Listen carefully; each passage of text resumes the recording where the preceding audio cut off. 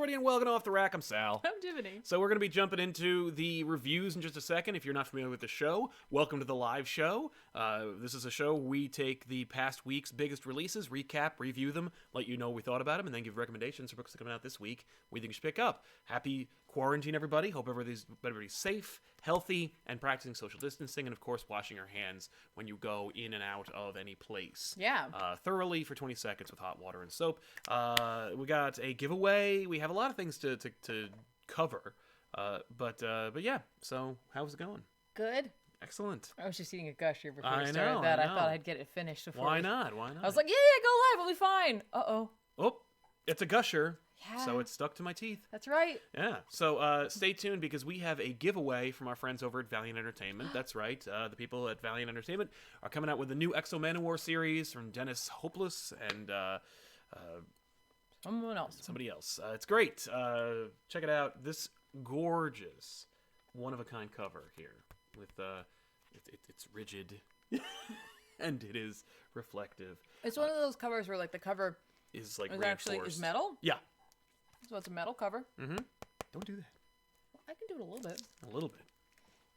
But look at that. That could be yours. And one of you will get it by the end of the show. So hang out. We will be giving you a special hashtag to use in the chat. Our moderator, Danielle, will randomly select 3 different winners, one of whom will be chosen the person who actually responds to the congratulations you won will have won it. Here are the criteria to win this beautiful cover for the recent Exo Manowar series, which launches on Wednesday. You have to live in the continental United States. You must be willing to give me your address via email. I'm going to email you. Actually, no, you're going to email me your name and address. I'll mail it out to you as soon as I possibly can, quarantine permitting. And the third thing, you have to stick around. When we announce you win, you have to be like, thank you, so that I know you that don't you're say going to get thank it. you. Well, you don't have to say thank you, but you have to be like, hey, it's me. That's me. I won. And then you can acknowledge that you did win, and we can make sure that happens. So, yeah, gorgeous cover. Thank you, Tiffany, for modeling it for us. Well, I just want to make sure everybody sees it, because, like, honestly, like... It's very impressive. It's impressive, and, like, not only, like, does it have, like, that bronze kind of hue to it, but, like, I like the, like, graphic nature of the way they've depicted Exo on here. Mm-hmm. And it's not what I thought, which is way better. What do you think? Well, I thought for a second that his face was one of those, like, scratch-offs. It's like, you're Exo Manowar. And I'm like, that's... What? No. No. Don't scratch this. Don't scratch it. I mean, it'll be yours. You can do whatever you want with it, but I wouldn't recommend it. I would recommend not doing that. Absolutely. Exactly. So, I'll pop that up again at some point. Yeah. So, that is something to look forward to. The other thing, because we're live, guess what? Today's sponsor, and hopefully for the foreseeable future, your sponsor for this show is you out there. If you're watching the show live, you can use the super chats and make a comment or a question. We'll answer it and weave it organically. Wait, what's the hashtag? The hashtag we haven't revealed yet. Okay, cool.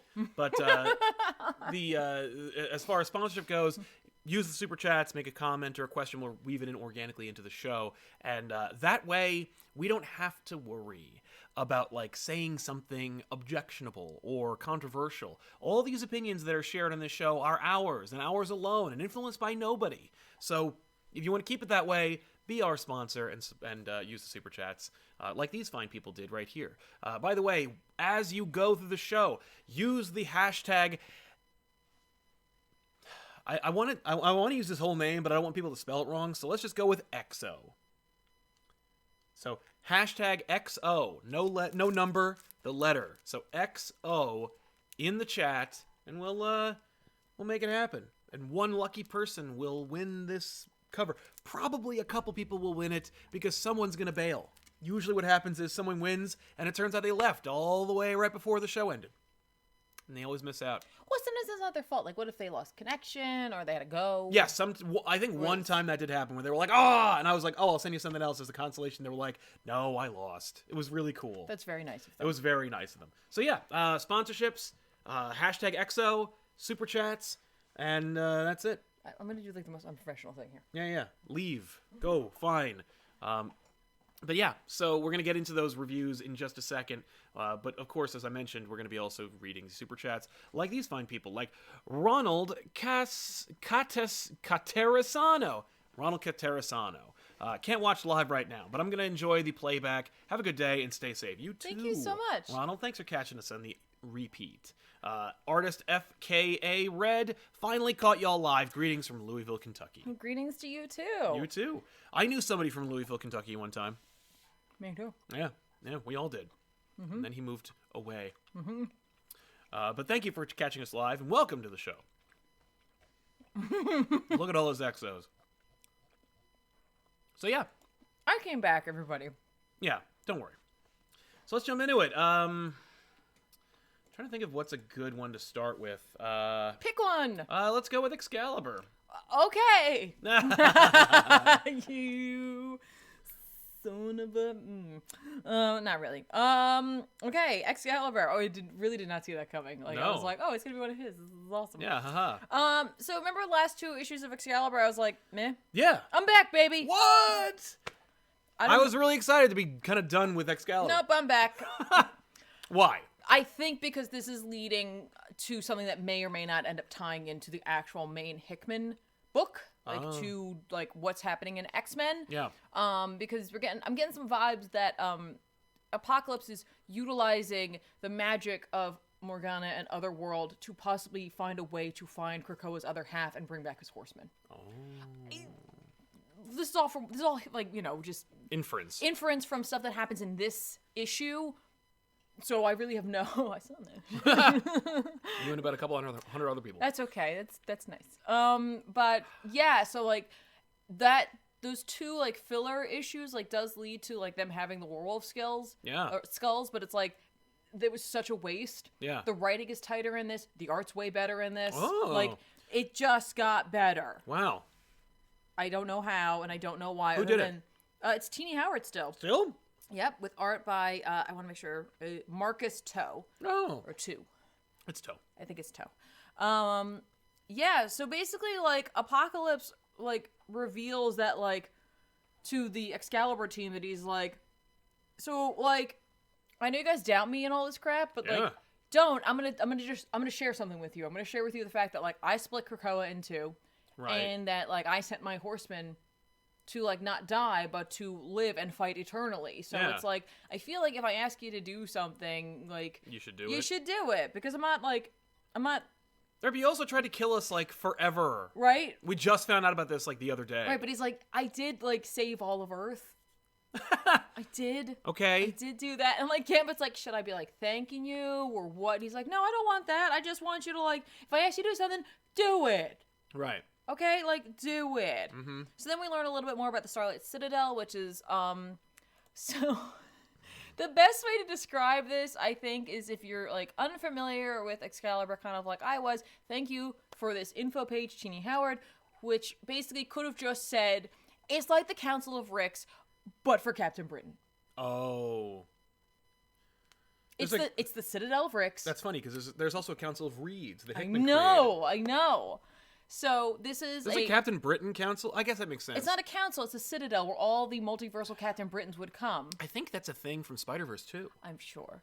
But like I was like, okay, cool. Like but that like it is a nice like filler in of like what it's served for, but I was like, you could have just put that. Right. I would have been like, got it. Moving on. Yeah, and right now, Lady Saturnine Opal Magistrix Opal Luna Saturnine. Okay. YNE at the end of that. Yeah. Saturnine, who is the Omniversal Magistrix. Okay. In place of Merlin, is in charge. Now, all of the like multiversal Captain Britons have been destroyed, but like nobody's been in touch with her for a while, and like they know she's kind of got her own plans. Sure. And like Betsy's like, I'm Captain Britain, so I should be able to go there. And Apocalypse is like, we need to go there. We? Yeah, like Excalibur. I'm sending you out. Go. Okay. Go do your thing. And so like. They spend an evening in, like, that lighthouse tower before they're going to take off kind of on their adventure. Mm-hmm. And, like, it's cute because, like, I like Rogue in this, especially in this issue, because it kind of shows her, like, I guess, like, her wisdom, like, that southern wisdom, you know what I mean? Like, yes. Where, like, they're up late and, like, she's like, I can't sleep because, like, Shogo won't go to sleep either. And she's like, I get it. She's like, I'm just thinking about, like, she feels bad for Krakoa being lonely. And she's like, because she... Didn't it get its island back? Well, Isn't Araco there? Who knows? You know, when this takes place. Right. Exactly. That's a good point. And like, even if it is, it isn't. I guess I don't know, because like the guy, like the horsemen would be there then, and they're not. What? The island likes the people too? No. I'm just saying, like, Araco, like when they sent that away, in theory, it was like to someplace horrific. And, like, his horsemen would have been there, so what came back then? That's a good question. Regardless, like, I like the idea of her, like, feeling, like, sympathy for Krakoa for being lonely. Right. And I was like, oh, yeah, because you know all about that. Oh, yeah. Brian's outside. Okay. Like, investigating something, and Betsy goes after him, and he, like, runs off, and he leaves. And she's like, what the hell? What was that? What's going on? Because, like, he's all messed up, right? I know, he's a bad guy. Up. Yeah. Well, he's not a bad guy anymore. He's just damaged, like, now. Oh, so you should get a tattoo. Right, why not? So she decided they should just leave. Then we check in with the Citadel, where there's like all these like priestesses, and it's just anybody could be a priestess. You could be a priestess, I could be a priestess, everybody could be a priestess. Right. And like the like Lady Saturnine Magistrix, I'm just gonna go with that. Good. Summons an item from the library, the archives. It's brought up to her. She doesn't open her door. There's like a tiny door. They slip it through the mail slot, basically, and they're like the two priestesses outside are like, okay. And then they turn around and there's like a giant apocalypse head, like kind of semi-transparent in the sky, like looking down on them. One eye is a moon, the other is a sun. And they're like, oh crap. They're like, you know, you seeing this? And they're like, I'm more worried about if it can see us. But like, I guess if it was really dangerous, like the bells would be chiming. Bong. Yeah, and then all the bells chime. Sure. And then we check in with the, like the coven. Yeah. That was against mutant kind. Yeah. Check in with them, and like they're like, yeah, so like we totally lost control of Otherworld, and like we don't know what happened to Morgana, and like somebody here's got to pay for it. There has to be a sacrifice because you guys failed. Basically, like some guy volunteers. He's like, I volunteer. Oh, it's okay. And then they just stab him to death. Right. And there's like a woman there, and she's like, oh, and she runs away. Oh. And then it turns out it's Megan. Yeah, and so like Pete Wisdom asked her to use her powers and to like infiltrate and find out some more stuff. Yeah. And she was like, she gets upset, of course, by the violence that she sees, and she's like, then again, like I do like being a spy, like this is cool. Right. And he's like, and that works. But she's like, it's clear that they're going after Jamie, who's in charge of Otherworld now. He's the king. Yes. So like I guess they'll be leaving Betsy alone for a little bit, but still like we need to make sure we let everyone know about that. And then she infers that like Pete clearly liked Betsy. And he's like, no. No. Sure thing, Pete. Although Pete also had a thing for Shadowcat. So sure. So he probably liked them all. Yeah. So they go to the Citadel. Shogo indicates that he's hungry. He's a dragon now. Yes, he's still a dragon. Well, whenever he goes to Otherworld, he becomes a dragon. Did they not ever go back? This is still one contiguous story? No. When they were like, they go back. So like when they were in the lighthouse, they were on Earth. They're just hanging out there. Right, so like they were using that as like a break point, and then they were gonna go. So they go. They rest up for a little bit, and it's really cute because like this is like Teeny Howard like picking up like the way in which Rogue and Gambit were written. Yes. By Kelly Thompson. And they start like a fire, and like he's like, oh, you know, I wasn't sure this would work. And she's like, I think it's kind of a romantic thing. And he's like, nah, I feel like I'm on edge. And she's like, so you don't want me to set up the tent early? He's like, I'm not saying don't set the tent up like right now. Right. Everyone's like, gross. Right. Whoa. Hey, it's a tent. Right. There's gonna be no protection from us. They go to make dinner. Like they have rabbits that have been killed. Jubilee's like, I'm good. I'm gonna have a protein bar. Richter's like, give me one of those. He's then like, this is a candy bar.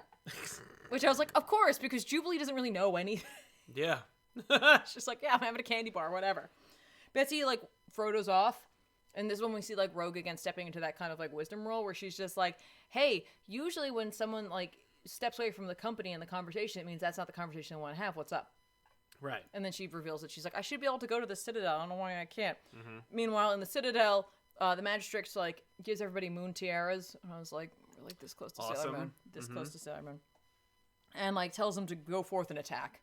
And they do, and they show up, and they use these, like, magical bows and arrows, and they shoot down Shogo, who's flying around going to get food, and, like, he's hurt real bad. And, like, Betsy can communicate with Shogo, and, like, it's just telling Jubilee, like, he's in pain, and he's scared, and I'm going to try to talk him down, and we're gonna make it okay. And Jubilee's like, can you tell him one thing for me? Can you tell him not to look at Mommy?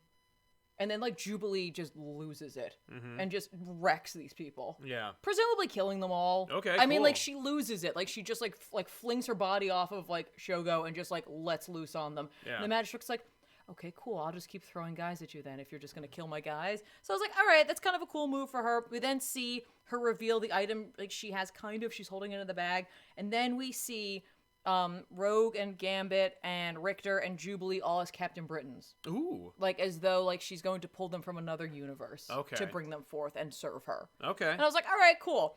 Neat. I want to know what Apocalypse wants from this. Yeah. Again, because he opens it by talking about his horsemen, I'm kind of like, okay. Right. Like, maybe this is going to indicate Apocalypse's role in what will happen in the future, or at least kind of close that story, because I have interest in that story in particular. Like, I think that's kind of cool, like, his, like, loyalty. Oh, yeah. Because, like, he also mentions that there's nothing he wouldn't do for the society they created on Krakoa. Yeah. So he kind of has this, like...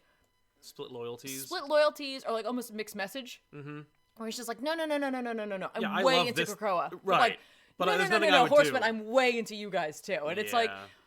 I feel like Apocalypse is like someone who's like cheating on two different people. Totally. He's just like, no, it's cool. I can make this work. Yeah.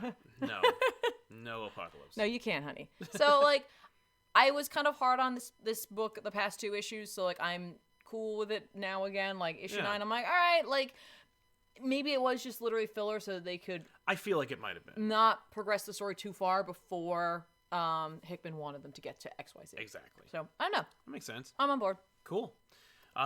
Getting into the super chats again really quick. Let me go back. Mr. Giggles says, Coke Zero is the cure. Come at me, chat. I can't say I disagree. Cheers. But thank you very much for the super chat. Not actually a cure. Debashish Matra says, I'm in isolation, but I can catch you guys live now. Oh my gosh. Welcome. Yeah. Hello. I'm sorry you're in isolation. I know. Get well soon.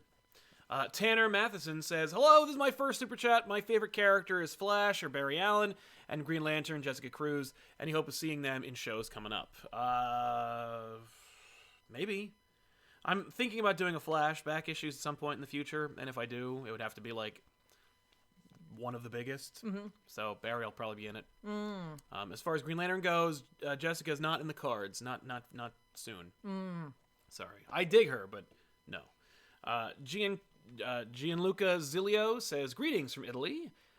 Thanks for the hours of entertainment you guys provide each week, especially in this time of need. Please stay safe. You too, man. You were in you're in kind of not ground zero, but you're in a rough place. And I've got family in Italy as well, and as I understand, they were like in an epicenter of the outbreak. So I hope you and your family are doing well and staying safe and practicing social distancing. And of course, if you are sick, you pull through soon. Yeah.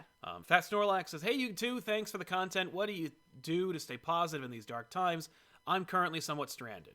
I mean, when it comes to this kind of stuff, you take it with a grain of salt. I mean, were we to be more directly affected health-wise, it would be much more, it would seem much more bleak. Sure, certainly. If we were hit more economically by these times, it would be more bleak. So because we are blessed in this particular time right now that we can provide these kinds of shows, I find comfort and some kind of strength in being able to provide some kind of entertainment for people. Mm-hmm. It's not very valuable, but it is something that somebody can waste an hour doing, hopefully, if you're interested. And that gives me some kind of comfort as well. But the fact that I get to live with like my best friend and I get to hang out with people like who are well and live nearby, and I can, take care of my family in some respect, like that gives me a lot of comfort. Right. And like also like I find comfort in like feeling like I'm not wasting my time right now because I have a little more of it. And so I find less concerned about taking time to invest in something, whether it be like a hobby or a game or like a show I'm trying out or a movie that normally I'd be like, this is stupid, I don't have time to watch this. Yeah. You know what I mean? Like, those are small kind of insignificant things that can have a lot of significance to mental health. Totally. And so like, I would find that silver lining, whatever it might be for you. Like, if you were like, oh man, I really want to learn how to do this. Like, there are so many opportunities for you to try out that, or at least to get a jump on learning it, whether it be through YouTube or like something like a Skillshare, that kind of thing. Yeah. Like, there's so much opportunity right now, especially to take advantage of like 7-day or 30-day free trials. Oh, definitely. You know what I mean? Like, now is that time. Just don't forget to cancel before that. Set a reminder when you set up the thing so that you can make sure to do that. And like those are like, again, like small, sort of seemingly insignificant things, but they do add up. And like keeping track of your mental health. Yeah. And like, you know, and breaking up your routines. Like if you find yourself in a rut or in a routine, like. Yeah. Try to do something else. Try to do something else, or like even if you can work from home, or if you are working from home, or even if you're not working from home, like have a routine where you get up in the morning and you get dressed. Right. I know that sounds so stupid, but like it's one of those things that helps you to put you in the mindset of like normalcy. Yeah. Yeah. So make your bed too. That helps. Yeah. Because it doesn't imply that like you're gonna get back into it. Mm-hmm. Yeah. I want to talk a little bit about Deceased Unkillables number 3, I think. It is number 2. It is great in its own way. We'll get into that in just a second. What? Deceased Unkillables number 2. It's written by Tom Taylor with art by Carl Mosteri.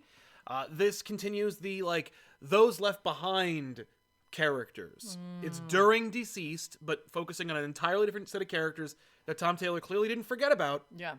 But selectively didn't want to use for fear of crowding an otherwise packed book known as the original Deceased. And it's true, like, it would have been very bloated if he had tried to do this, and it was almost too much for him to do that one solo book about all the magic and New Gods characters that he used. And even then, one issue, done in one, it's in the volume.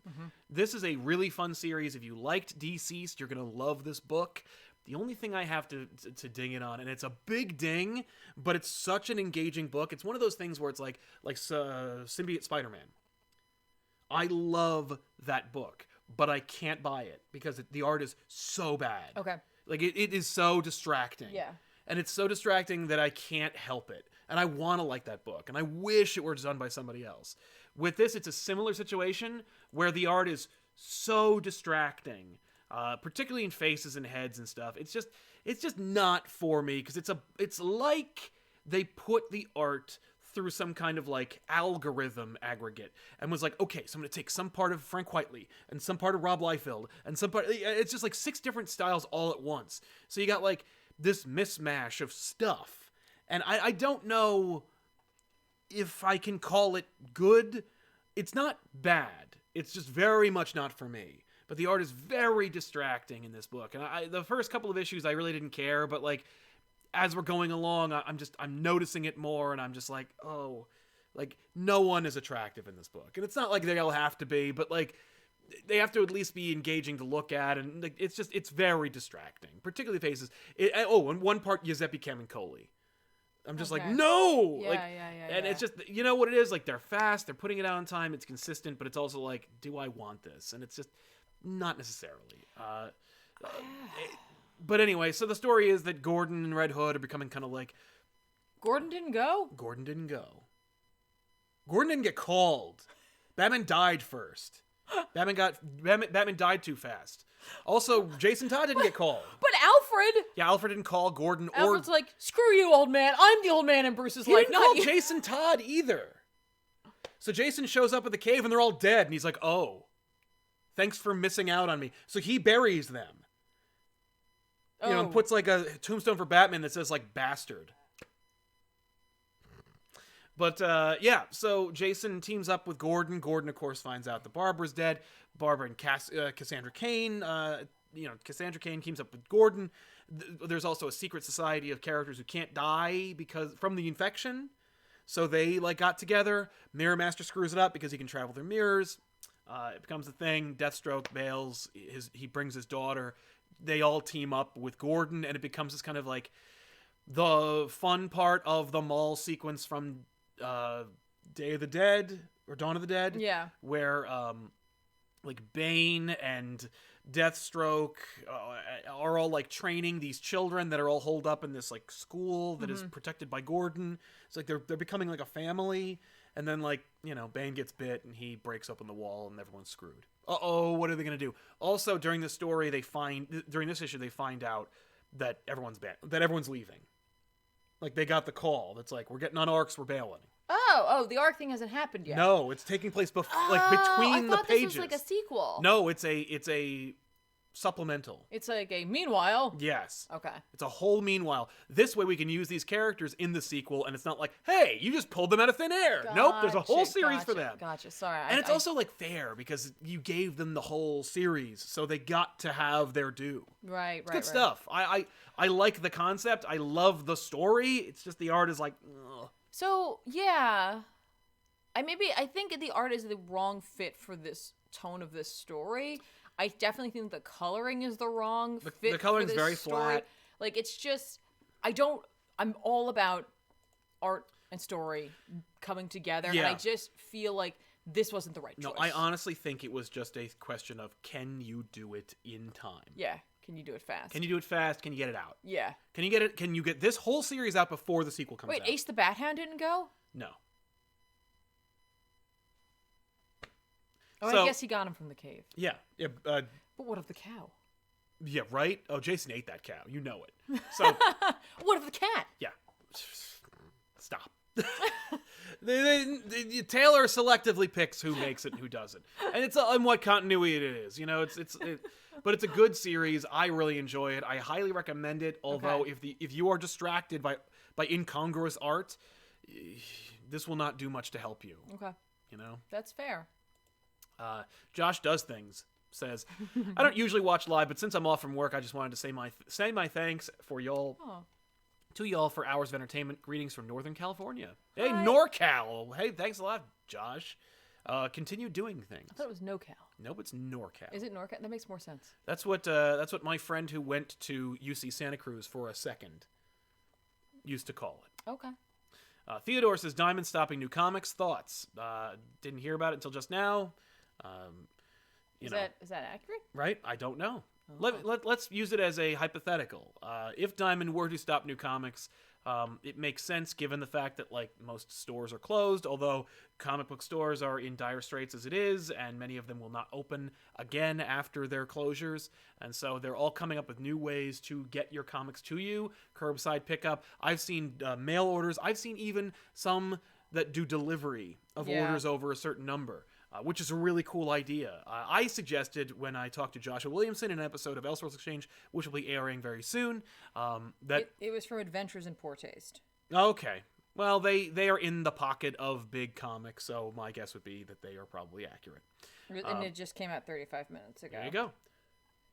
And I guess that would make... I mean, like, here's the thing. Like, there's a lot of factors that go into this. When you think about it, it's like, not only do there have to be people working in the warehouse to ensure that these shipments are going out, but there have to be people in print shops printing these as well. Yeah. And I'm not saying that that's necessarily a cramped space, because a lot of times, like, the machine does most of it, but you have to have people there spot checking, making sure that things are put in and, like, run the correct way, stapled the correct way, and then also packaged to be sent out to the distributors.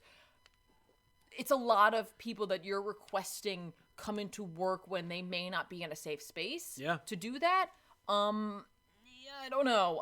You know what I mean? Like, because you're also damaging the livelihood of... That's the thing. It's so contingent on... Like, everything is contingent on itself. Like, you'll notice that a couple of other publishers closed, or, you know, not closed forever, but closed because they can't afford to pay their workers, or they don't want to. Right. And so, as a result... They can't afford to, like, have books printed that aren't going to be picked up by, like, businesses. Yeah. Like, if you're here... in New Jersey, more likely your comic book store is closed, right? Because like the governor said it has to be, and so those stores are open in terms of like being able to do certain things, like, right? But they may not be ordering as much inventory, knowing that foot traffic isn't coming in, and so now you go back to the comic book company who's like, well, I can't afford to pay everybody to create books that aren't going to be purchased right now. Yeah. So it's like, if Diamond does stop distributing or shipping comics, you know, it's going to hurt a lot of individuals, but, like, it could also help to save a lot of individuals. Yeah. And so, like, I don't want to be the person making that choice. No. But gee whiz, now that Diamond is closing its doors for a minute, wouldn't it be nice to see a competitor show up? It'd be the same thing, though. You'd be putting people in risk. I'm just saying. Someone's always willing to do the job you're not. Mm-hmm. The Freight Grant Morrison says, stuck in an airport in a country I have no visa for. Good luck with that. Heading for home after university. Closed later for flights home due to be suspended. Internet's bad, so I can't catch this live, but not missing out on supporting you guys for being all around amazing. Thank you, man. Dude, stay safe and stay sane. Like, and when I say that, I mean, like, don't take unnecessary risks. Don't take unnecessary risks. And, like, honestly, like, a lot of people in that type of situation, if they're in an airport with you, like, may not be in the best mental state because of the fact that they're panicking because they want to get to wherever they need to be. And so, like, just be safe and, like, be a person, be a human. And, like, that doesn't mean, like, going over and making sure someone's taken care of. It just means, like, cutting some slack and hopefully getting that same in return. Exactly. Anthony Manzano helping us out. Thank you very much. Thank you. Ali Roger, what's one album you could be stuck on an island with? I was stuck on an island one time with Metallica S&M's Disc 1 and 2 for a family vacation one time. And I listened to that thing, like, the whole time. Oh, really? I was in high school, but, like, I listened to that album the entire time, and it was easy listening. Like, I was like, yeah, I could. But I mean, it was 2 discs, and it was an complicated stuff, and it was Metallica plus orchestra, cool stuff. Yeah, I was stuck on an island with that album, and it did provide the comfort I needed. So that's my answer. The soundtrack to Silent Hill 2. Because I want to put myself in a mental state that I'm like, upset and sad, I guess. Yeah. But I've listened to some of that music on loop. Oh, totally. Like a crazy person. Right. Corey Hoyt says, hey guys, thanks for all your content. Do you have any plans for doing the Mandalorian on Savage Screen? Thanks for save. Great idea. Should have done that. Savage Screen, it's always teetering on the edge of being canceled given the views. We'll see. We'll do at least one more episode of the show to see if it's going to survive. Probably Harley Quinn Season 2 pilot episode or first episode. We should do, I don't know how to make this work, so I'm going to pitch something that may not ever be able to be worked. We should do a Patreon tier where you watch live with us. Oh, that'd be fun. We could do that. I don't know how to do that. Yeah, I could do that. But yeah, I would love to. We've seen Mandalorian. It's amazing. It's the best. After Empire, for me, it's the best thing Star Wars ever made. It's so good. After Empire? Yeah. What about Jedi? Jedi's pretty good. Wow. Concept Court, though I'm already fortunate enough to work from home these days, one of the best parts is getting to catch you guys live again. Thanks for the consistent content, guys. Thank you, Concept Court. Thank you. Thanks for watching us live. Hi. Digging your Atomic Robo logo. Yeah. Algie Try, ComicPOP, hell yeah. That's right. Kite Man. Juwan Fisher, hey, can't stay, gotta work and be safe. Be safe, man. Yeah, you too. No, be careful. But thank you for hanging out with us and for your contribution. We really, really appreciate it. Yeah. Louis Lombard says we need some Lombardi. more. Lombardi. I'm sorry. Louis Lombardi says we need some more Savage Screen from Harley Quinn involving Bane. All the commentary is great though. Appreciate the laughs. Thank you, man. Yeah. Oh. Is your card the Ace of Clubs? No. Fuck. So great. I got to see Ben react to that live, and it was hilarious. When did you guys watch that? Oh, well, you were, like, doing other things. While we were waiting for you, he watched, like, 3 or 4 episodes in a row. We watched the whole show. He's catching up. Yeah, I know. But now Danielle can't catch up. She could. I'll give her the password. She can watch it at home. No. Why? I don't know. Oh, there you go. So, yeah, moving on. What was I going to say? All right, do Plunge. What? I'm not going to tell you the story for Plunge 2. It's by Joe Hill with art by Stuart Immonen. The reason I'm not going to tell you the story for what happened here is because I just want you to go read it. I would literally spoil everything that happens here. Just know that this is possibly my favorite book that's coming out right now. And I do love Something is Killing the Children, and that is also going to be coming up. And I love that book, and I love where it's going. But, like, this is, I don't know, maybe it's, like, that new, like, fresh feeling of a brand new story. I think that's what it is. But I also feel like the story is going to have a beginning, middle, and end, and I don't know how long Something is Killing the Children is going on for like, necessarily. But, like, this comic, I was, like, page 2 of, and I was like, I can't wait for them to make this into a series. I hope that they do. Wow. Like, I really, like, typically I'm not that person who's like, oh, we need to take every story and turn it into, like, another medium.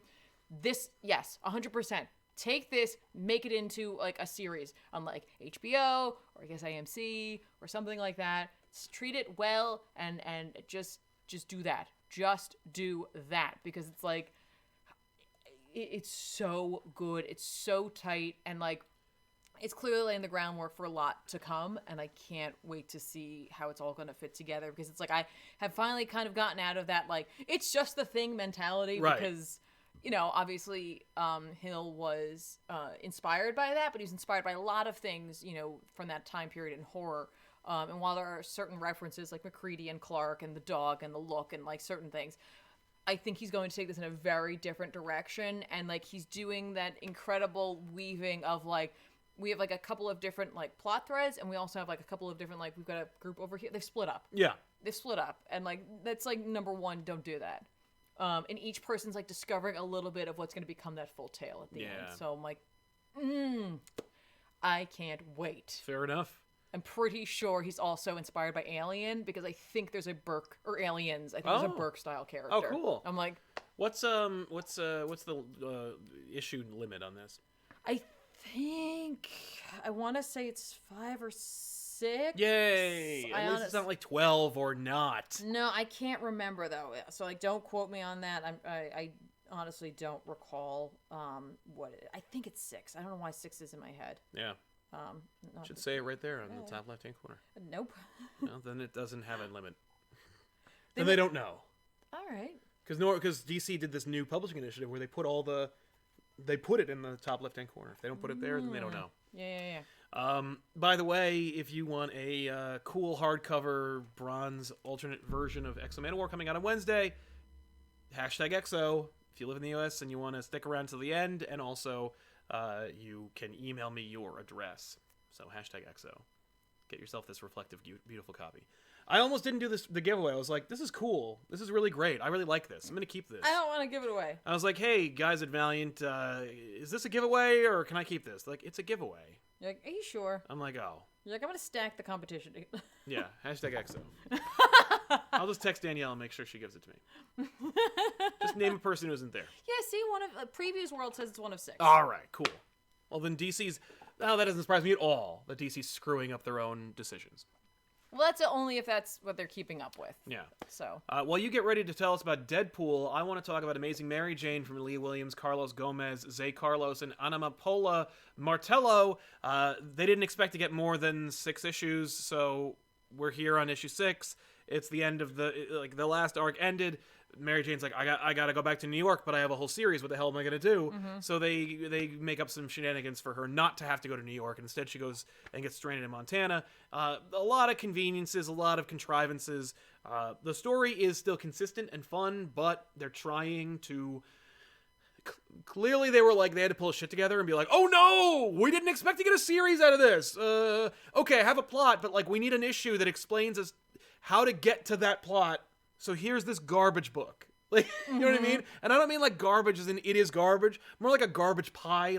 Oh crap, it's the end of the night. We need to make a pizza. And we have all of these toppings. Throw them all onto it and someone will buy it. And someone did. And his name was me. And I bought it and ate it and it was fine. It was fine. Well, yeah, because a garbage pie isn't something that you necessarily want to order. But if you get it because you're hungry and it's 11 at night and the pizzeria is closing, you're going to eat it. And I did, because I know that it's a good pizzeria and they make good stuff. And tomorrow's pie will be will be way better. So this is a fine issue, easily skippable, but also integrally important because it does launch Mary Jane into the next chapter. But if you want to keep Mary Jane's adventures going, you got to read this issue. So go pick it up. Okay. Mary Jane. Mary Jane. Well, amazing Mary Jane. She is amazing. I like that cover because it's doesn't have the look of, but has the color palette and like stark white background of a Rockwell painting. Yes, it's very Norman Rockwell. But the style isn't there. No. Which I was like, that's kind of it just evokes that feeling, but it doesn't have to. But it doesn't ape off. Yeah, exactly. So Deadpool number 4 came out. Yeah. And I realized I was like, I'm pretty sure I'm 1 issue behind, and I was. So I read issue 3. Sure. Which then let me read issue 4. Because that's how things go. Yeah. And it's Kelly Thompson with art by Chris Bocciolo. Yay. It's like a dream team for me, honestly. The art is fantastic in this. I love Bocciolo's panel layouts, his use of negative space at times, and his action, which is not something that you may be used to saying about him if you know him more for the Aaron run of Doctor Strange. There was some action in it, but not quite like this, because this issue is the end of his fight with Kraven. Oh, yeah, that's right. Kraven. Right, Kraven's clone son. Yeah. By the way, how many panels does Chris Botchell use an actual photograph in the background? None. What? Yeah, that's what I'm saying. Like, he uses this really cool treatment, like, using the night sky as, like, this total black, and, like, then making the trees, like, this really light color. That's great. Like, it's just really cool looking. Because that's the thing I've noticed he's been doing. Yeah, he did that a lot in Doctor Strange, but I Yeah. haven't seen it so much here. We get a, like, basically, like, in the last issue, it was, like, we revealed that, in fact, Elsa Bloodstone did use, like, a special dart. She took these bullets and she bathed them in the blood of this demon, which then gave them teleporting power. So he just went to, like, a hellscape for a little bit and then came back and was like, I hate you. Oh, that's fun. That's where Nightcrawler has to go. That's where he is. I don't know if it was Limbo. Well, when Nightcrawler teleports, he has to go. That's why he smells like brimstone. Right, but, like, I don't know what dimension he went to necessarily. It's, like, wherever the specific demon was from. So, regardless, he's like, his guard, like, all the monsters, like, you know, was it Manwolf? Yeah. No, it's not Manwolf. I can't remember. Is it Werewolf by Night? Oh, Werewolf by Night. Is it? Yeah, Manwolf is John Jameson. Yeah, who has it's a Werewolf moon by crystal. Night. Yes. Well, because I'm trying to remember, because, like, in that issue, Deadpool has trading cards, because, you know, he has all those pouches. That's where he keeps his trading cards. He's like, that's why I have these. Yeah, he uses trading those. card-sized pouches. And I'm like, that's hilarious. That's great. Because what else would be in there? I think he uses those for Squirrel Girl or something like that. Yeah, he has other ones, but these are the monster ones. Yeah, that's like, great. He's like, I used to write these, but they fired me, and now some, like, basement dweller writes them instead. And, like, so we get, like, that treatment in the last issue. There's even one for Jeff. He's like, wow, how did they get these out so fast? But, like, we learn all their powers that way. And then he sends them away. Like, they find out that, what's his name? Collab. Okay. Collab. Who's, like, the pink big guy. Okay. He's actually, like, a series of tiny man babies put together. Oh. But he has, like, a teleportation, like, thing. Like a hole in him, basically. Okay. And so they all take that and they like a wormhole or something. Yeah, he tricks them to leaving because he doesn't want them to risk themselves for him. And I was like, oh, cool, look at Deadpool having a little bit of growth here. And then he fights Kraven on his own, but it turns out it was all a trick. All those guys come back, and then Deadpool basically leads him to the edge of, like, the water, I guess the river. Okay. And he's just like, you know, I have an army, and, like, I'm smart enough to know to use it. And he's just like, yeah, but your army barely took me down. He's like, oh, I'm not talking about that. And then all those stripy tentacles that, like, Botchell was drawing shoots up out of the water and just grabs Kraven. And he's, like, talking to Deadpool, like, can I eat him? Because he tried to eat other people. And he's like, yeah, no, go for it. Oh! Yeah, no, you could go ahead. He's like, this is 2 birds, 1 stone right here. Yeah. And so it just takes Kraven away. So Kraven's dead? No.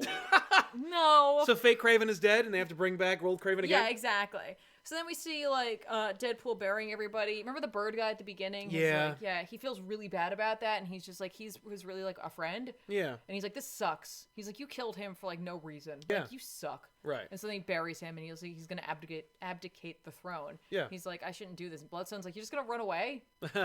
Like, what the hell's the matter with you? And he's like, I know what you're trying to do. It's not going to work. Mm-hmm. And she's just like, yeah, but none of them think you can do it, so why don't you just go tell them, like, why you can do it? And he's like, that's a good point. Mm-hmm. Puts crown back on head. And then we see the, like, this, like, afterwards. Remember they were making that commercial with, like, showing, like, how great the monsters were and how it was like, come on over. Like, it's fine. And Captain America showed up. Right, and he's like, don't do that. Yeah, so, like, they have him there, and, like, it's clearly a voiceover that says, like, I think it is great. And then, like, it's like, hey, and if Captain America thinks it's great, and he truly is America's ass, so, like, you should probably come on over here. It's awesome. And Cap's like... Now I gotta sue Deadpool. So we just see that, like, in, like, Alaska or someplace cold, like, the tentacles spit him out, and, like, Kraven's like, cool, I'm coming back for you. Okay, Kraven. Well, we'll see you next time. Yeah. I'm like, yeah, whatever.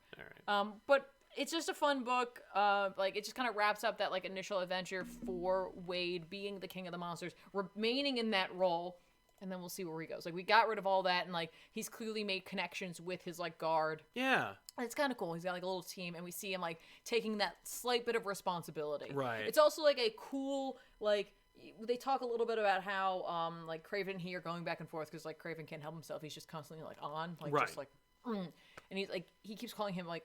foolish because he's just constantly bantering, and he's just like, I've lived through enough stuff that, like, this is one of the few joys is making fun of people like you. And he's just like, a lot of people think it's like protection or, like, you know, like a mechanism. Yeah. He's just like, nope, it's just where I find my happiness. Mm-hmm. And I'm like, that's kind of cool. Yeah, I like, dig that. So, like, I really like this book. I really like the way Kelly Thompson writes the characters in this book. A lot of them do have, like, their own separate voice. I know, like, she can have, like, a like snappy, sassy sort of way of writing certain characters, but she happens to just take on a lot of those characters where it suits. You know what I mean? Like, when you think about Rogue and Gambit, they had a lot of, like, banter and, like, wisecracking at one another. Yeah. It fits for those characters. Deadpool, it fits for Deadpool. The other characters that surround him, not so much, but they react to him instead. Exactly. And so, like, that's what I really like about her, is, like, Marvel clearly knows her strengths. Yeah. And she also can write other things. So I dig this book.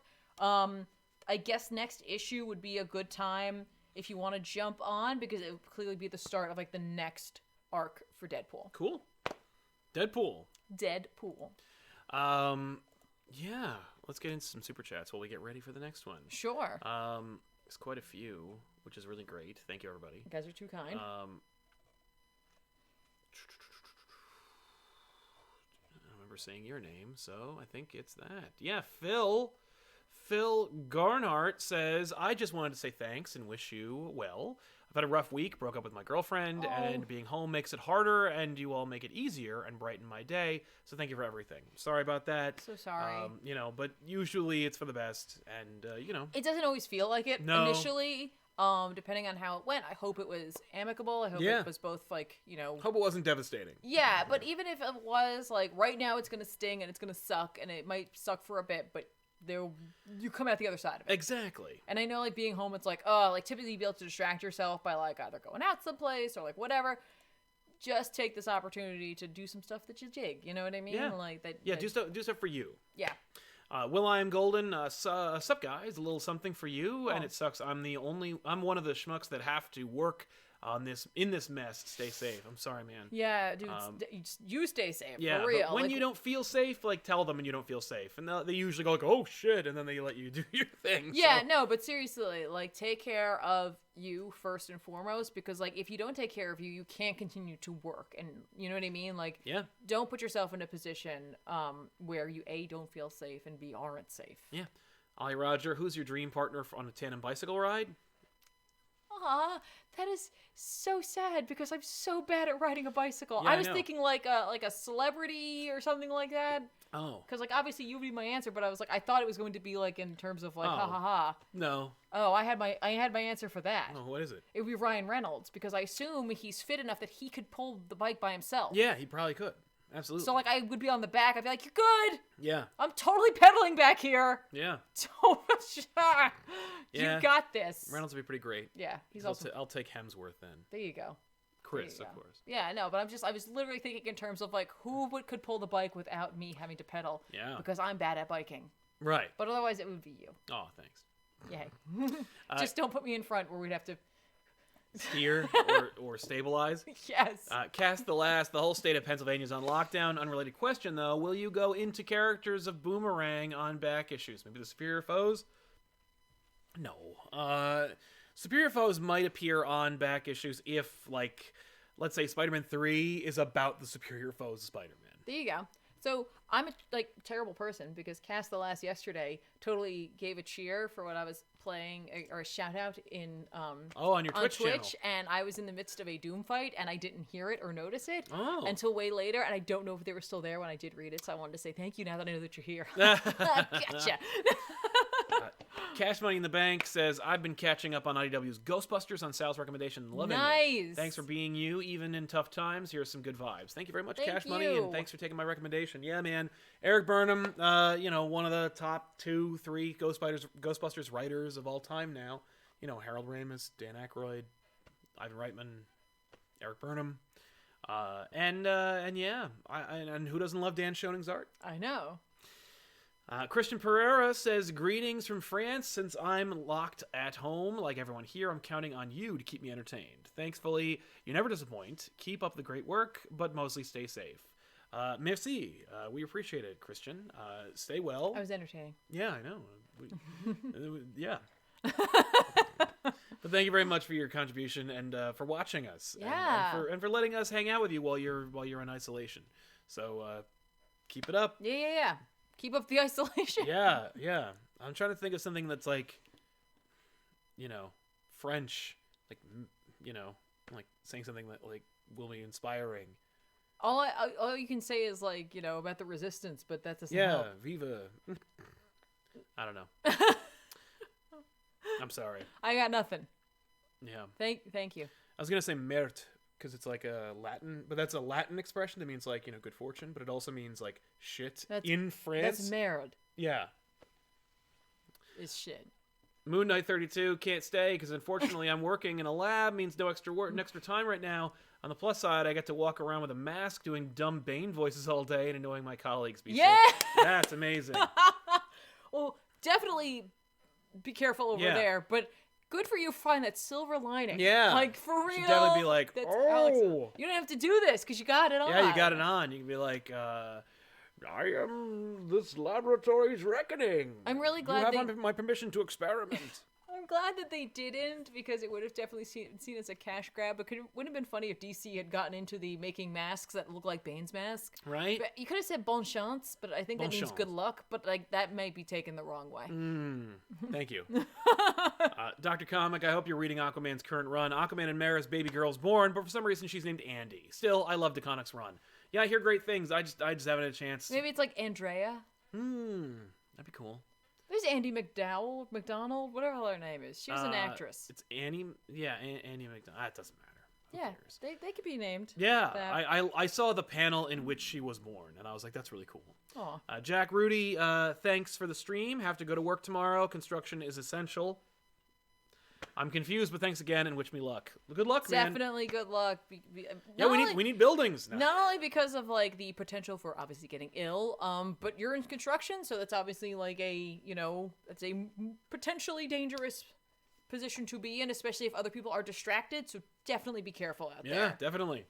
Let's talk about Robin's 80th anniversary. Look at him up there, punching me in the head. Yeah. Ow. Man. Okay, so like, it's funny how like DC how DC has like are the stewards of some of the most iconic characters and legacies of all time, and are like horribly embarrassed by them. The like logo, the title for this is Robin 80th anniversary. Of course, the Action Comics 1000, Detective Comics 1000, those sold well, and those are the only two books that are hitting 1,000. So I still want to make those numbers. So let's just celebrate their 80th anniversaries. Wonder Woman 750, Robin 80th anniversary, I'll charge the same number. The Robin one I can understand. They just did Batman's. I know. Like, well, they did Detective 1000. Yeah, but wasn't it like the year of the Bat? Yeah. Is it 80th, 85th? I think it was 80th. Yeah, it's like I can see this being like a... Yeah, because it would be like a year or two later. But it's also part of like that Bat... I agree, I know. Lineage. I know, but it's also a cash grab. And but the logo is the Tim Drake Robin logo. They're the title. It could use the logo and the title itself. I saw them try really hard to use this. Like, they rearranged it when they debuted Tim Drake as Drake. Right. And they just couldn't do it because, like, they don't have, like, this font in their computers for some reason. And it failed. But I just want to really quick talk about this because, like, this is Tim Drake's title. Like, he earned this title. This is his. They developed it for him. And then they're like, oh, fuck Tim Drake. For, like, years now. Yeah. And but you want to use the stuff you like, right? It drives me crazy because it's like, it's having your cake and eating it too. It's like, eat me. How about that? Like, it just drives me nuts because it's just like, that's his. And we were talking about this in another show that you'll see later, not this week's back issues, but next week's back issues, where you talk about the Robin logo. Yeah. Like, the R. And I love the R, like the Dick Grayson R. Where it's just but at the end of the day, it's a letter R in a circle. Like, there's nothing graphic about it besides the fact that it is, like, in a block lettering. Yeah. It's not until Tim Drake that they made a logo for Robin where they actually did something. And it's funny because, like, back in the day when I was a kid and this, like, was a thing, I thought, like, oh, isn't that, like, kind of just 90s? Like, doesn't it feel kind of 90s? But, like, I think it stood the test of time in a big way. Okay. Because they keep using it and because it never stops looking good. You know what I mean? Yeah. Like, I never get tired of looking at this logo. And I want to see it on every subsequent Robin costume except for the classics. Right, like the Dick Grayson, Jason Todd costumes, they get the R. It's not until they evolve the Robin character and his costume that he like earned a logo. But there it is. Hey, like I love that logo. Don't screw with it, but keep it. But what do you're a graphic designer. What do you think of this logo? And talk more about like how it reflects on this character a little bit, because you were talking a little bit on the last show about it. But we didn't get a chance to really dedicate time to talking about like Robin's kind of like place in pop culture and how like he kind of warrants his own design, even though he is like a supplement to Batman. Sure. You know, he also is a character in his own right, as the book has portrayed. I love, by the way, this cover. Yeah. The cover itself is just like it uses negative space to fill up Robin's red. Batman's cape, you just see the tail end of it. Yeah, It's really cool. Yeah, no, absolutely. It's just a gorgeous cover. No, it is. It is good. I mean, like, again, I complained about this last time when you showed this cover. Yeah. But I wish they had put the logo at the bottom. Yes. Which I know they don't do. That's not. They have done it. They can do it anywhere. They can do it any way they want. I just wish they had done that. I agree. But honestly, like, I gotta tell you, the Robin logo, like, I like the R being stylized. I like the rest of it being stylized a little bit less. Yeah. If we want to talk about because design, I think it's because they never planned on making it. Like, they were like, we got the R, and then it's like, you got to put the whole name. Right. Now, there is something to be said, though, about, like, stylizing like that, and it does give you that, like, sense of, like, high-flying action, which I associate more with Dick Grayson. Right. Not that Robin isn't, like, doing his thing, but, like, because of his history. So, like, for me, I'm like, oh, that fits a little bit more with him. Yeah. Especially having that edge to it, because, like, inevitably that Robin ends up becoming a man who's, like, a little, like, Batman, you gotta chill the hell out. Right. You know what I mean? Like, there is something about, like, the sharpness of some of it that I feel like doesn't fit with Tim Drake. But that R, when you see it standing on its own there, it's genius, and I love it. I just feel like they didn't need to do as much treatment to the rest of the As a kid, I loved drawing it. They are? It's easy to draw. It's great. That's a good sign, by the way, that you have something iconic. If it has this very distinct feel that feels like nothing else, but you can easily draw it in very few lines. And, like, certainly you could say, like, it has, like, oh, it's almost like a Robin's beak or whatever. But what I always liked about Robin was that, like, he wasn't really bird themed. Yeah, he's acrobat themed. Although we were talking about this just the other day, because we were talking about how, like, around here up until today, spring was coming, and then it, like, then it snowed. It, like, snowed kind of not really, but, like, it snowed.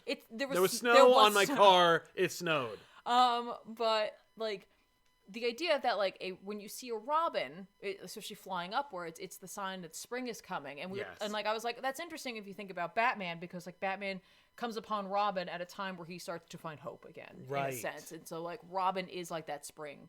And I was like, that's kind of cool. Yeah, like spring has come to Batman. Yeah. I love that. The Robin 80th anniversary has, what was it, 2, 4, 6, 8, 10 Robin stories. They're all just like, it's a Batman story, but with Robin kind of like being the focus and Batman like doing stuff in the background, kind of like a Peanuts cartoon where you got the kids and you can hear the noise in the background. That's Batman. Right. Now, are they all being Robin, or are they? They're all being Robin, or it's about Nightwing. Okay. But Nightwing is reflecting on being Robin. I'm seeing Tim Drake here as Red Robin.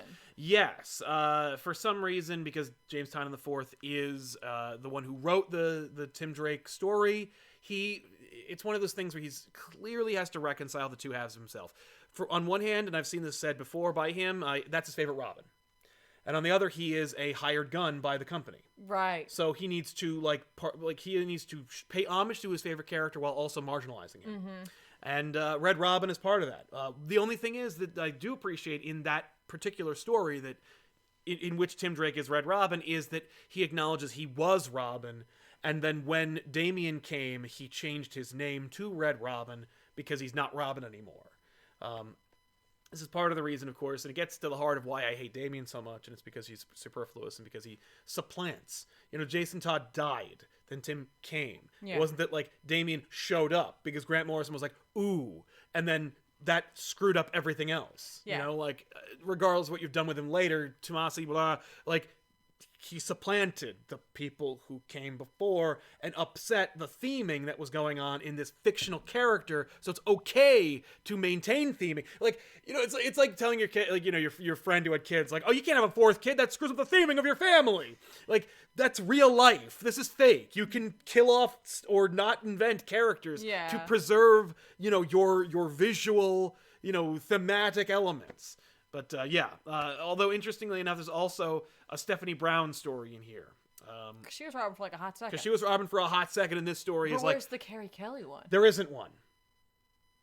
Oh. There isn't a Carrie Kelly story. Can you believe that? Can you believe they didn't call Frank Miller and say, can you write a 3-page Carrie Kelly story? Like, no, I can write a 12 one, though. No, please don't. Sure thing. And then it turned into a friggin' sequel to Dark Knight again. Oops. That's probably what happened. He's like, yeah, you got it. No, it's 80 pages. We asked for 3, Frank. Oh, well, I guess you'll have to publish it. That's not what he sounds like, by the way. He's much more soft-spoken. Yeah, he doesn't sound anything but he writes like that. Yeah, that's true. I love this page. Isn't that a great page? It's his suit. I like it better than the cover. Oh, yeah. Because it's just clever. Yeah. This is such a great page. Mm-hmm. Holy crap. It also highlights the versatility of the new DC logo versus like that stupid like flappy page one. Sure. Where they were like, oh, we got it now. We figured it out. Yeah. Because, we'll show it to you. Look at that. It's a visual, like, it's very graphic. The cover was by Lee Weeks and Brad Anderson, but it doesn't say who did the interiors. That's fine. I mean, that's just whoever's on staff. Well, whoever's on staff nailed it. Gets it. Yeah. It's just really, I'm just like, wow, I was just staring at it. Yeah. Anyway. I don't want to talk much about the stories. They're all kind of like, okay. All the stories are completely disposable and add nothing to the mythos. It is a cash grab entirely. Sure. But if you're a Robin fan, like, is this something If you're a Robin fan, you're like, woo, it's just a celebration, but, like, nothing is added, nothing is contributed, nothing's new. But you do get, like, Marv Wolfman wrote a little Robin story. Okay. About Dick Grayson, and that's really cool that Marv Wolfman did it. And, hey, he's got the chops, he can still do it. Right. Chuck Dixon got a chance to write it. You got Scott McDaniel drawing stuff, Dan Jurgens, Tom Grummett got to draw that Marv Wolfman story. And Tom Grummett hasn't drawn anything in a long time, at least in a DC comic. Right. And that's really cool to see. And, like, you know, I loved Tom Grummett's art when I was a kid. And seeing it here, you can see the shades of his greatness in it. What were you going to say? I was going to say, is that a Tim Seeley, Tom King team-up? Yes, it is. Wow. That's an interesting pairing. Oh, yeah. No, I know. For a few pages. Yeah, for a few pages. But yeah, so it's good. The Tim Drake story, Adam Beechin wrote one, and Tynan the Fourth did the other one. Freddie E. Williams III drew it. Yeah, I was gonna say I'm seeing a lot of good artists here, like Dustin Nguyen is there, and like Jorge Jimenez. Like, that's cool. Ramon Villalobos, good stuff. Yeah, like, it's a fine celebration compliment to the mythos. Okay. And hopefully, more importantly, it will add as like a conversation about the character. Right. Because I think that's important. Hashtag XO, get yourself a copy of this cool cover. What? Just for reminding people. Oh, yeah. And it is, for those who are just joining us, it is a metal cover. Oh, yeah. A bronzish metal cover. Mm-hmm. I guess we could talk about Outlaw #1 from Marvel Comics. This is, for all intents and purposes, Civil War 3, but they know at this point, if we call it Civil War 3, no one will buy it. No, so you definitely want to put characters in it who were a part of Civil War to make them not think about that. Yeah. Well, no, these characters, Nova, Young Nova, these... I'm not talking about them. Oh, yeah. Yeah. I read this, too. Right. Okay, great. Well, yeah, there you go. So this is literally Civil War 3. It's from Eve Ewing and Kim Jacinto. Yeah, the concept here is literally just like, it's teenage Civil War. An inciting incident takes place. A piece of legislation is passed. A character is marginalized, and Spider-Man's caught in the middle of it. It checks all the boxes. It but like, does. I think Marvel needs to stop doing Civil Wars, even if you're not calling it that. Yeah, they need to stop. Like, it's just like, you know, the concept that you did the first time was, like, so different. Yeah. You know what I mean? Well, we've seen it a million times, but, like, it was so successful. It was successful. That it was like, just stop there. Like, it's okay to stop. It's okay to trust your own nickname, the House of Ideas, that you'll come up with something. Yeah. Well, no, because the buzz about Empire wasn't big enough. Sure. How about if we just do Civil War 3 Yeah. or Civil War Junior? and call us something else, though. That way no one calls us, like, derivative. Like, it's just another Civil War. My concern, too, is that, like, not only did they put in characters from the first Civil War, but Captain Marvel is there, who was a big part of Civil War II. And a casualty of it in a big way. Exactly, and Captain America is there, who was clearly part of, like, the first, you know what I mean? Like, it's giving you all the signs that this is a Civil War without having the courage to call it that. Yep. And having that moment of, like, why did you do this? Yep. Like, why did you do another Civil War? It was also much dumber. Yeah. Like, you know, the kids are getting together to talk about blah, and so they're all going to meet up, and then the dragon attacks them, and then Viv is marginalized for the umpteenth time because we can't go a day without fucking over Tom King's Vivian character. Like, I don't know. I don't want to waste too much time talking about it. It's a disappointment, to be sure, but it's also, like, it's either lame or derivative. Or maybe it's both. It's a derame or a lame-rivative. I don't know what you'd call it, but whatever it is, I don't want it. It does the best it can with these clear marching orders. It's like when Civil War II. Like, Civil War II is garbage. Just straight up hot trash. But David Marquez and Justin Ponzer made it look amazing. And you can't say it's garbage because it looked good. Yeah. Just because it came from nowhere, added nothing, only hurt the mythos, and created characters that nobody wanted, doesn't mean that it has to be entirely bad. The art made it worth looking at. But everything else about it actually makes it worse because then you made Dave Marquez and Justin Ponzer, no longer with us, draw and color things that weren't terrific. Yeah. Or things you didn't want or need. Right. And we're here again. Yeah. Now, I guess what this does do is bring up an interesting idea, which is that you have... Alright, so, like, kids aren't allowed to drive cars. Right. But you have these, like, super-powered children doing things. You know what I mean? Like, it's like we, as, like, humans go, like, hey... you can't do this, or this until you get to a certain age and you totally understand, like, the ramifications of your actions. Because it's like, you're kind of crazy when you're young. Right. I was. You know what I mean? Like, so, like, then you tack on, like, superpowers. And it's like, when you're in an institution like the X-Men, it works. Because it's like, oh, technically they're at school. Right. Or on a crazy sex island. Like, technically, there's supervision. Yeah. And so, like, I kind of understand the base concept of this. I just don't like the fact that it's clearly creating another Civil War. Yeah. Right. You know what I mean? Like, I think they're going to detract from something that's kind of a nice, like, a neat idea to explore by doing this. Yeah. You know, like, it completely, like, distracts you from, like, oh, like, here's a story that could be told. Yeah. I also really love, it's funny, because this could be a really cool, like, arc in Spider-Man. The reason why I say that is because Civil War 1, the biggest moment from it was an afterthought that Joe Quesada pitched to punctuate issue 2 or 3, in which Spider-Man reveals his identity, right? He says in his monologue, I've been Spider-Man since I was 15 years old. Spider-Man was the first teenage superhero of any worth and merit. Yeah. Particularly in pop culture. Like, someone's gonna friggin' be like, actually, so-and-so was, and it's like, yes, and that's why I definitely mentioned him. But, like, Spider-Man was, like, Marvel's teenage superhero. He's also the best superhero. You know, it said it on the cover of his book for many months. He's a shining example, but he also killed his college girlfriend, right? Like, yeah, he's a good example of how that works and doesn't. Yep.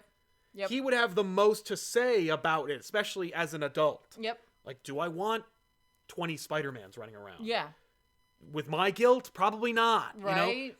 That would be a really cool... But just through that lens. Yeah. Through the Marvel Universe lens. Like, does Iron Man give a shit? I mean, right now he's a million years in the past or some crap, and Mephisto's his dad. Like, who cares? But, like, does Hulk have an opinion about this? Does anybody? Could anybody? Right. And I mean, like, yeah, I think you're correct, though. It would have to be those who have been... There. Who's been in that position. And it's, like, it's interesting that they bring up, I guess, in this, like, that Nadia...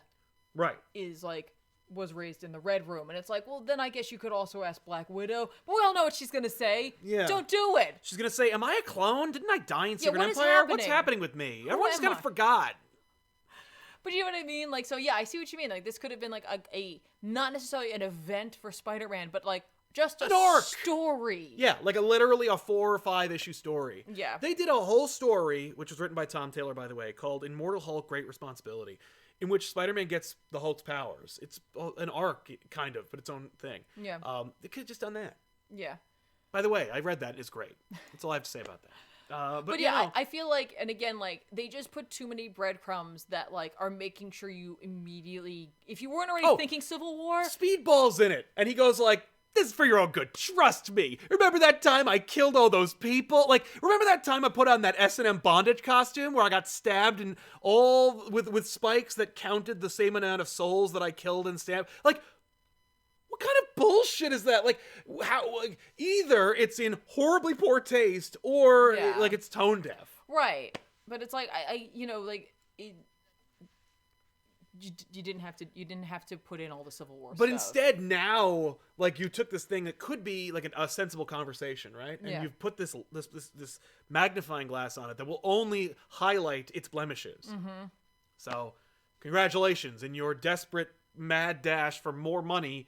You've only served to alienate your audience further and potentially hurt some of your most profitable characters. Can you imagine what happens with Kamala after this, since Feige's developing a friggin' Kamala show? Maybe this is actually a Kamala pitch. Maybe Feige was like, okay, you gotta make Kamala bigger, more national. I guess, but I mean, I don't know. Because I don't know. I'm just saying he's chief creative officer right now. Yeah, and I mean, like, obviously, I don't know what this is really going to be setting up for what their intention is to come out of this. Like, I'm not really sure what Marvel is expecting to get out of this, other than to just have been like, it's not technically a civil war. No, it's called Outlawed. And I'm sure that characters will not fall on different sides of the argument and fight each other physically. Give me a break. That was Outlawed. Talk about something that's killing those children. It's not killing those children. It's killing the children. Yes, I know. Something is killing the children. Number 6 came out this past week. Mm-hmm. Oh wait, we didn't do super chats. I'm sorry. Oh, well, it still came out this week. Well, yeah, keep doing it. Never mind. Okay. All right. I was just like, oh crap, we should probably do some of these. They've been. Yeah. Yeah, we did that one. Did not do that one. Debashish Mahaptra says, I'm an illustrator, and when I moved to Canada 5 years ago and didn't know anyone, your channel was the only thing that gave me comfort and kept motivating to create. Still do. Love you guys. Thank you. Thank you, man. Thank you so much. And keep creating. Seriously. Yeah, keep working. That's amazing. Good for you. Yeah, That means a lot. And obviously, you know, working from home for you right now, probably not hopefully so much change. Yeah, hopefully. Meow Nian says, Grayson without Midnighter, that's no fun. Haha. I guess that's true. Yeah, well, it was was most of Dick Grayson's Nightwing stuff his butt in panels? No. Oh. No, it was not. It was drawn by Jurgens, so no. It should just been like butt wing. Butt wing.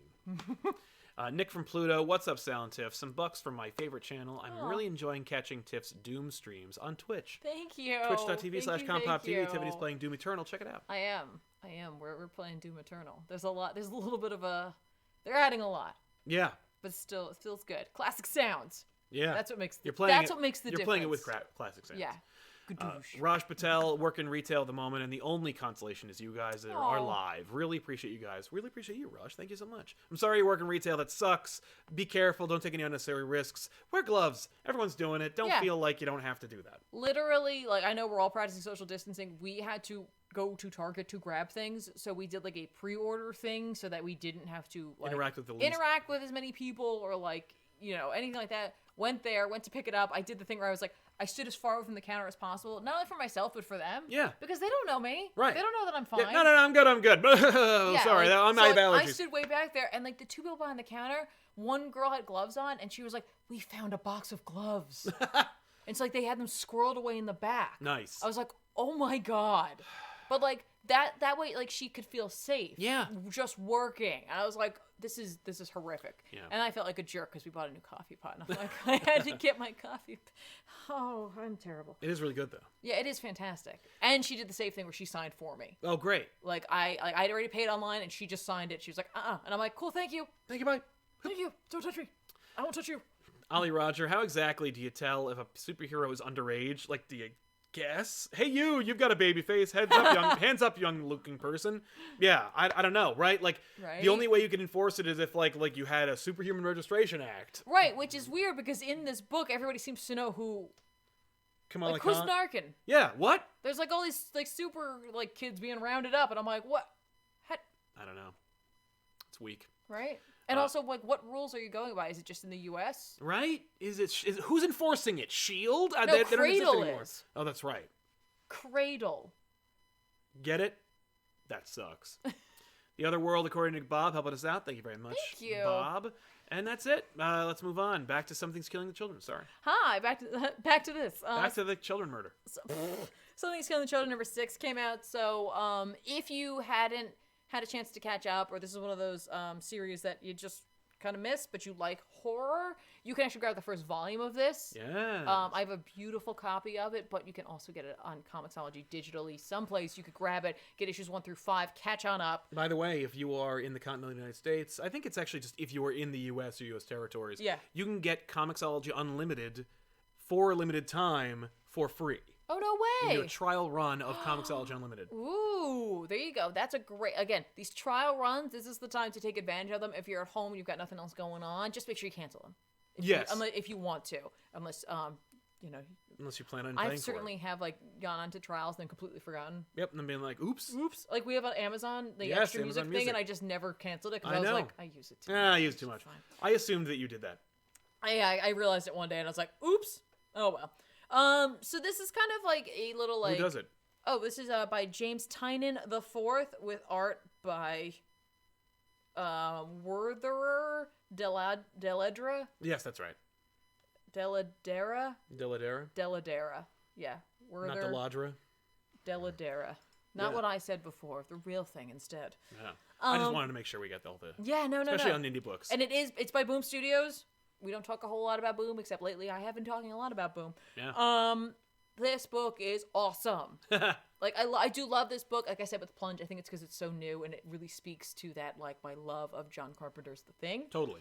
This book, though, is just a solid story that James Tynion is telling us right now, where monsters are real. Not everyone can see them. Kids can, and it's eating the children. And it's like every bedtime story that, like, you assumed could, like, the thing that was living under the bed or out in the woods, it's there. Right. And it's going to get you. And it's going to bring you into a cave.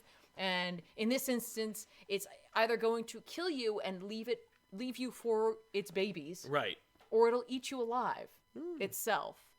In the last issue, a lot came about from that. I'm trying to tell this without, like, ruining it for anybody who wants to grab it. Yeah. A lot unfolds. Well, let's not spoil it then. Yeah. And this kind of, like... This wraps up the first arc, right? No, the arc is already finished because that book is out. Oh! This is like, hi, we're back. Let's do a little recap and also just put into place a couple of things that might have been left there. Okay. Like, you know what I mean? Yeah, plot threads, cleaning Yeah, up. and so, like, I think that when this book inevitably comes out in, like, here's the whole thing, like, omnibus-style story, I mean, it's going to read fantastically because it just rolls so flawlessly from, like, the last issue into this. Tynion continues to have a mastery over the art of giving us answers. Okay. While also making sure you have many more questions that you want to keep reading more. Yay. The story is compelling. The characters are compelling. The art is fantastic. And the more I learn about where Erica Slaughter comes from, the more I want to know more about it. You know what I mean? Like, we're getting these little hints as to where she comes from. Okay. And her family, which may not actually be a true family. No, I'm sure. But the rest of them are. Like, she's like, there's like a inference to, like, about picking up strays. And I'm like, oh, maybe that's why she acts the way she does. Yeah. There's something more to this. I can't wait to find out about them. We see in their house, like the House Slaughter, a giant painting, very, like, Arthurian in a sense, where it's like a knight on a horse with a dragon beneath the horse stabbing into it. We've seen images like that throughout history, through real history, so that's there, indicating that this is like a long, It's been around for a while. It's been a bit like around for a while, and there's some rules that are supposed to be associated when she's breaking them. She's breaking all the rules, and I'm just like, that's probably fair. They're monsters. Yeah, screw them. They're eating people. Children. They're eating children, and the fact is that people, like, adults can't see them. Mm-hmm. And when will they stop? So, like, this is the kind of book that it's like, if you do dig horror, or like even like a thriller style story, or like a mystery, grab this, go for it. You know what I mean? Like, this is for you. Okay. 100%. I mean, the art's just really like spectacular. Talk about like a really strong blend of like story and art that is fitted and suited for it. Yeah. Just so perfect together. And apparently Werther and Tynan, I just used one first name and one last name, like really have a great relationship, and like Tynan trusts him like implicitly, like, just here it is, make this work. Yeah. So there you go.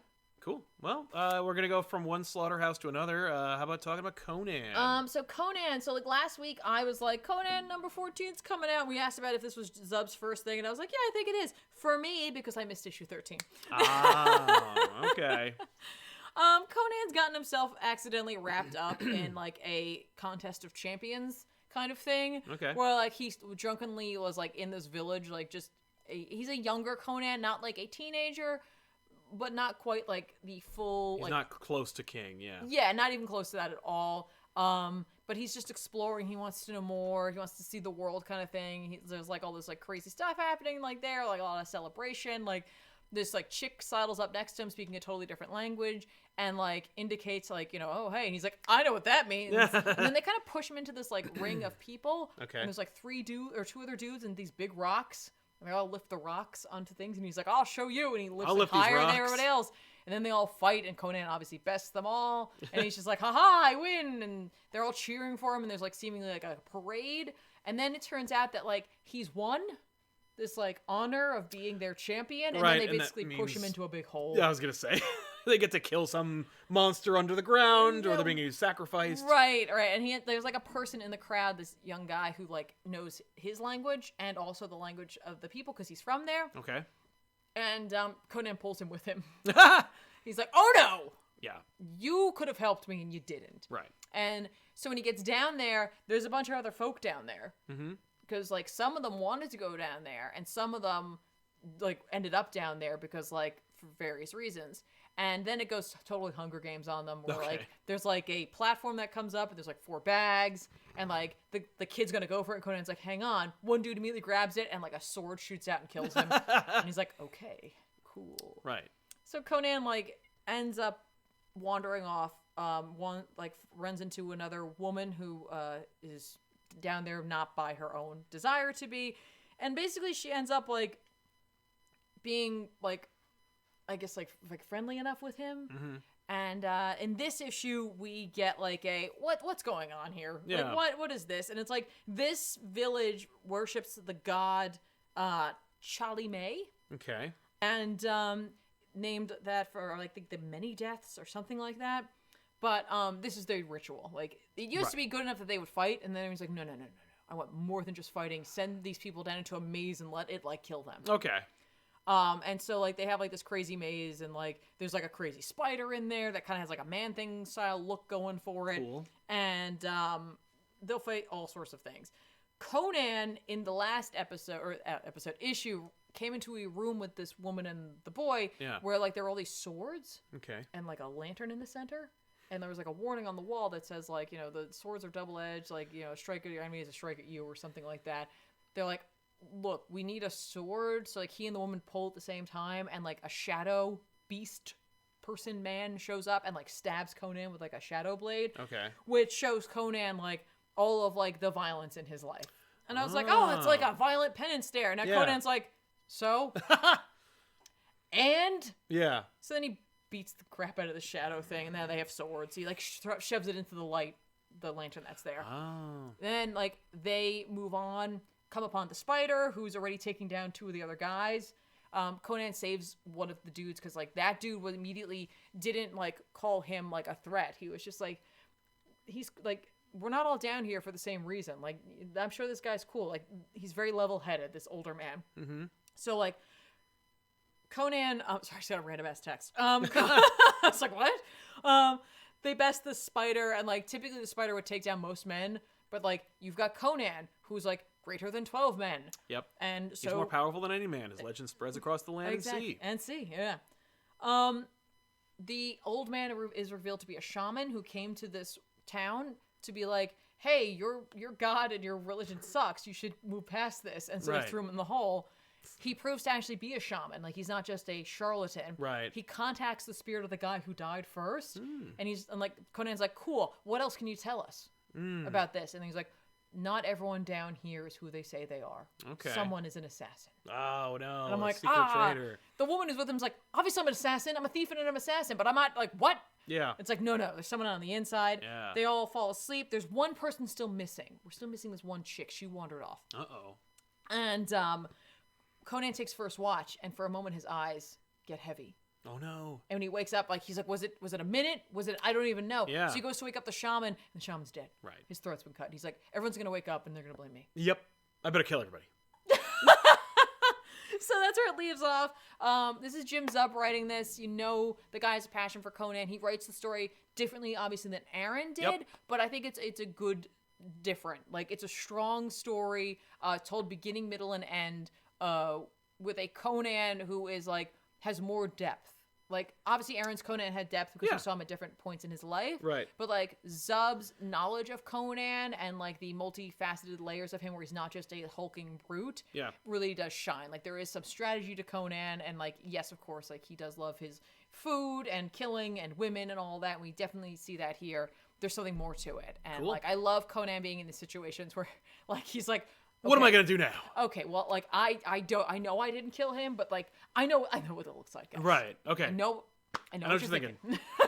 That's great. So, if you wanted to jump on a Conan book, you don't have to grab the issue before this. That's issue 13? Yes. Cool. Because, like, technically, it's a brand new, like, story. Yeah, with a new creative team. Yeah. So, like, I'm glad they didn't renumber. Yeah. But you could go just start at number 13 and go on from there. That's cool. Yeah.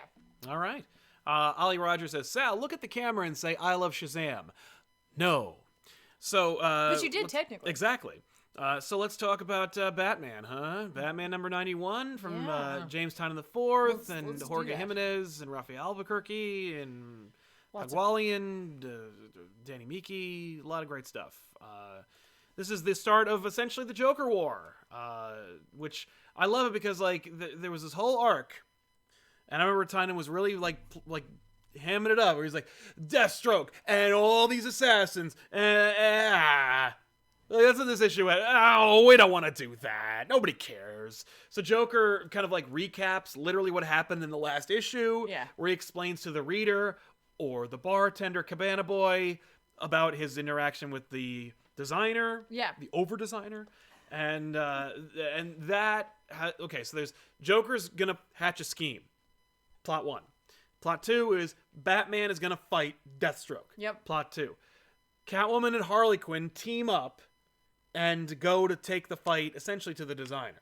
Kind of. I mean, like, Harley was helping with the Deathstroke issue. Yes. Catwoman's scheme now is that now that she knows that the designer is back on the table, is to do her crime before he does. Right, exactly. She's like, because if I take it, all the money, then you can't take it. And she tells designer that she told Batman everything, and he's like, great, that's good, that's part of my plan. And you're like, You could really say... Like, you could always say that. You could always say that. Yeah, no, I agree. So all those things happen, and essentially Batman is like in the midst of battling Deathstroke in a pretty decent fight. Yeah. In which the designer reveals that, like, he basically fires Deathstroke. He does. What I love about their fight is, like, they're fighting and, like, you know, Deathstroke, first of all, is like... He has predictive abilities. This must be costing you a fortune having all the drones fly after him. And, like, Lucius is like... It is. It kind of is. And he's like, all right, fine. All right, stop the drones. But, like, Batman inevitably gets Deathstroke and then tries to appeal to his, like, sense of, like, humanity. Yeah. And, like, I was like... Oh, I know. I was that's a baller move. It was. That you know is not going to work. No, and Deathstroke's like, give me a break. What was that? And he's like, yeah, I just wanted to lure you out here so I could literally tackle you off of my plane, and then we could go barreling down towards the ground. Where he's like, what are you, nuts? But Deathstroke's like, okay, let's, like, his plan is, like, tell me who the designer, or where he is. Yeah. And he's like, I don't know, and I made sure I didn't know, so I couldn't tell you. Exactly. Now, just pull the grappling hook out that I know you have it behind behind your cloak. Yeah, and he's like, fine, whatever. The designer shows up and is like, cool, hey, yeah, your contract's terminated, and like sends these like Joker-fied. I don't think they are. I think because there is a supernatural element, presumably, to this character. Because the cover says, against the threat of a Jokerized GCPD. Right. But is it the Joker's machinations, or is it the design? I don't know. So like I thought also that it was Jokerized, but then I remembered that legit there is a supernatural element to this character when we first saw him. Yeah. And so I wasn't sure if we weren't supposed to lean more towards that. Yeah, I think that you definitely need to be thinking like, obviously, the designer conceptually would, if he's this smart, would be able to figure out the Joker toxin and be able to utilize it on his own. Well, I've never seen the Joker toxin like turn people into zombies that attack for him. Right, so I don't know. But yeah, regardless, so they get attacked by Jokers. And like, Deathstroke's like, okay, we need to work on like getting out of here, and he's like, and he's like, did that guy sound like he was going to pay me? Because that's all that Deathstroke really cares about. Yeah, like that didn't sound like I'm going to get my check. So he teams up with Batman and they fight, and essentially designer's like, ho! Just wait to see what I got coming up my sleeve. It's Riddler. Who gives a shit?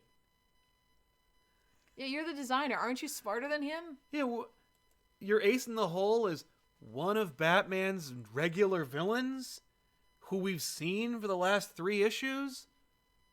Yeah. All right. I mean, like, don't get me wrong. I like Riddler. I like when he's used properly. Yeah. In this world where Riddler took over Gotham in 0 Year, like, Riddler showing up on all the screens should make Gothamites, like, crap themselves. But designer being like, I'm the big new bad, but behold, one of your regulars. Right. Now, I guess really what it is what we need, like, to consider is that, like, he's obviously using this as, like, a, like, don't pay attention, like... Yeah, distraction. ...to what I'm doing over here. Like, he's, like, David Copperfielding this whole thing. Absolutely. But that's fine. I did, like, appreciate the fact that it's, like, Joker has a new girlfriend and she's not in this. She's, like, on the phone. Yeah. Yeah, and I was like, that's like some real like restraint. Yes. I think it would be amazing if Punchline died, like in like the next issue. No. Where they were like, "Lol, you speculator assholes! I hope you enjoy your slabbed edition of Batman, whatever the hell." I think it'll depend on her reception. Yeah. You know what I mean? And obviously, she's seemingly going to be in the next issue. Yeah, she's gonna fight Harley Quinn. It's gonna be a big thing. The fact that like in this issue they could have immediately like been like, behold! Yeah, here she is. They're like, hang on. I've unleashed Punchline. What do you think of this Punchline character? Because Batman, good stuff. What do you think of Punchline? Me? Yeah. I don't know anything about her. No, neither do I. But like, are you on board? I couldn't care less about Joker's How could you not be on board? I didn't say I'm not on board. No, I just said I couldn't care less about Joker's love life. No, I didn't think he had one. But the fact that they're calling her his girlfriend, I don't know if that's just like what else you gonna call her. Right. I guess henchwoman. Right. I hate everything about it, but only because like it's more committing of sins that I have a problem with. Where it's like for me, Harley Quinn, like Joker's girlfriend, not really. Like, well, she wasn't. Right, but even, like, when she was, like, she wasn't. Like, she thought she was his girlfriend and he didn't. Yeah, exactly. And when she was introduced, I was like, cool, this cartoon show has a really fun character. I'm really enjoying it. And then in the comics, they were like, and her too. And I'm like, oh, now you've kind of made it a little problem. Right. So, I mean, like, either it means that, like, either you're going to just do Harley Quinn again, where it's like her path is going to be like the realization that like Joker can't love anyone except for Batman. But we've already done that 1,000 times. Or it'll be something where it's like, okay, like she's just as crazy. Right. And like delusional. Or she's not, and she's like smarter. Yeah, so and like she's just like, no, you can call your girlfriend all you want, I'm not. Right, I'm just trying to use the Joker and then take over Gotham. Yeah, I saw how this turned out for Harley. She got her own. Yeah, she's one of the 4th pillars of the DC universe. Maybe me too. Why not me? I don't know. I anytime you add another character to a character who specializes in being a solo act, it like diminishes that character. So like, you know, for me, you know, people are like, this is great because it means that Harley Quinn can really stand on her own. I'm like, she's been doing that for almost 20 years. She doesn't, like, I don't think that... 30 years. I don't feel like Harley needed another woman to step into the Joker's life to, like... Kind of belittles the whole point of Harley a little bit. If you're like, oh no, like Harley Quinn's a strong, independent character who stands on her own, and she's a female character. She just needed another female character to show up to make her differentiated. Like, that doesn't mean anything. No. I think for me, what I'm struggling the most with is that there's a lot happening in terms of the Joker right now. Right. Yeah, like you got 3 of them. Yeah. Plus, like... We have not squared that circle. We never will. 3 Jokers, and it's like, and here is another character who's attached to the Joker. And I'm like, it's just. Could we just deal with the 3 Jokers? Could we just deal with that? Right. And then maybe she comes. No. Out. Okay. Because that book took too long to come out. June 17th, or not. Well, now they'd have a legitimate. Probably not. They would have a real reason. Hey, you know what they should do instead now? Put them all out at once. Yeah. June 17th should be, here are all of them. They could do that. They're not going to do that. You know why? Why? Because each cover will be $10. What? Like each issue will be, because it's 3 issues. It's a prestige format. Oh, each one will be $10. Right. Or $6. That means 30. That means what was it? 3 times $18. And then I can sell the hardcover for $20. Right. And then I can sell the softback for $15. Look at all this money I've made off of 3 issues that I could have just put them all out at once anyway. Right. But yeah, Punchline, meh. I don't know anything about her. I've never seen her in action. Never seen her talk. Literally, I saw her one time, and she was like she was just there. You know what I mean? Right. So, you know. Yeah, I don't know. Ollie Roger, you think Batman will make a camo pants batsuit? I think he already did in Zero Year. But if not, you know, in order to fight the Overdesigner and his camo pants. Yeah, right? Well, otherwise, you know, they'll be able to see Batman's pants. He needs to wear the camo so he can blend in. In any case, Batman. I recommend it. I enjoyed the issue, actually. I really appreciate the fact that it wasn't like it didn't like have a bunch of crap. You know what I mean? That it wasn't just like bloated. Right. It had 3 different fights in it, or 3 different stories in it, essentially, and it all worked together. Yeah. Yeah, no, absolutely. I mean, like, again, Tynan knows how to do that. Yeah. He knows how to have, like, multiple things happening with teams. I just love the fact that he did make it sort of like a team book. Yeah, he did. In a way. Yeah. But, like, he can do that. He can, like, have that focus of, or have that, like, split focus of, like, these 3 things that are all going to coalesce. Or multiple things, depending on how many he goes through. Right.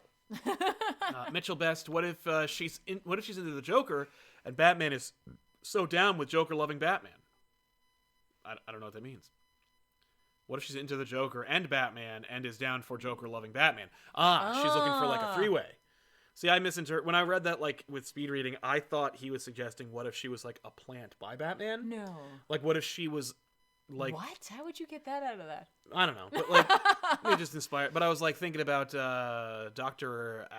Aphra, yeah, and how like she was an agent for Darth Vader. I love the idea that like Batman's like Joker apparently has a thing for, you know, mentally damaged women in clown costumes. I'm gonna create a Harley Quinn and get her in there. If someone was going to create a Harley Quinn to like to distract him, and I would say it would be the League of Shadows, or the League of Assassins. That'd be neat. You know what I mean? Yeah. Like, yeah.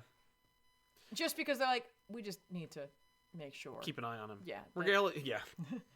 Regalio Canella, I love your hat, Tiffany. It's Thank like you. mine. Does it have Fury's name on the back? It's so sweet. Yes, it does. So, yeah. I don't know if you could see that, but yes. Yes. Yeah. Let's jump into the recommendations, and then we'll reveal who won the #XO special cover. Yeah, so I guess you have like one more chance before the names are #XO. So let's jump into them. Recommendations for this week. What do you got? I got a ton of books. Giant Size X-Men Nightcrawler is coming out. Oh. From Hickman and Davis. Oh, that's right. I forgot. Yeah. Looking forward to that. Yeah. Yeah, Alan Davis is drawing Nightcrawler again. That's awesome. I'm excited. Far Sector number 5. This is a good opportunity for me to get back into trying out Green Lantern Far Sector, because I totally did drop off on that book, and you know it's only become more and more interesting as far as people's goes. from word of mouth. Okay. Amazing Spider-Man 42. Spider-Man's gonna fight Gog. Yay! That's gonna be fun. X-Men number 9 is coming out. Yes. So we're getting more X-Men. Yes. Cover's gorgeous. There's a lot happening. Yeah. Oh, we're doing space. Yeah, well, it's we the have to deal with Summers. And the Brood. The Brood. Yes. The Brood. Batman Curse of White Knight number 8. I think this is it. And it's gonna be over. Don't say it like that. Well, it was supposed to come out. I hope it does. I love this book. If it's not already, 8 of 8, yes. go check it out because Correct. it's so great. Wolverine number 2. My pal Vic is going to be drawing some of this, so definitely check it out. I don't see his name on there. Never mind. I retract my recommendation of Wolverine number 2. X-Men Fantastic Four number 3. But it's number 2. He's not drawing it all. Like, what? If he's not on the list, I don't care. I got through half of that book and was like, this is boring as hell.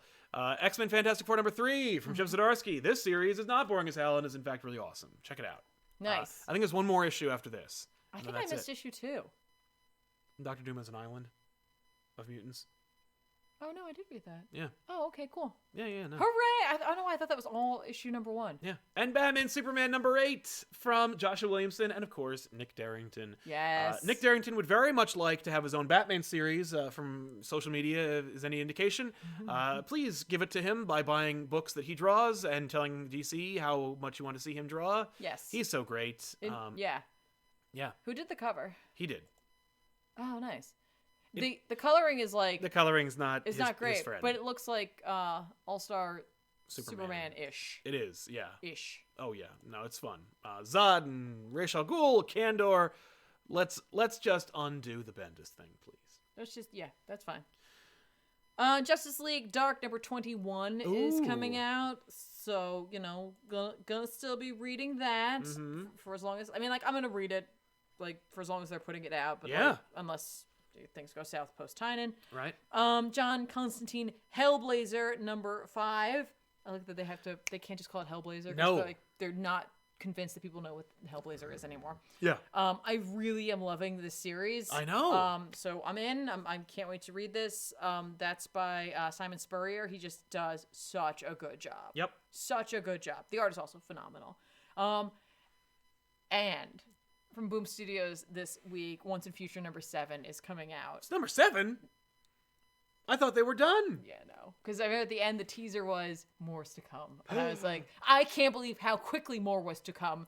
And I think that's literally just because Kieran Gillen enjoyed the series way too much. Yeah. Dan Morris still in the book. Yay!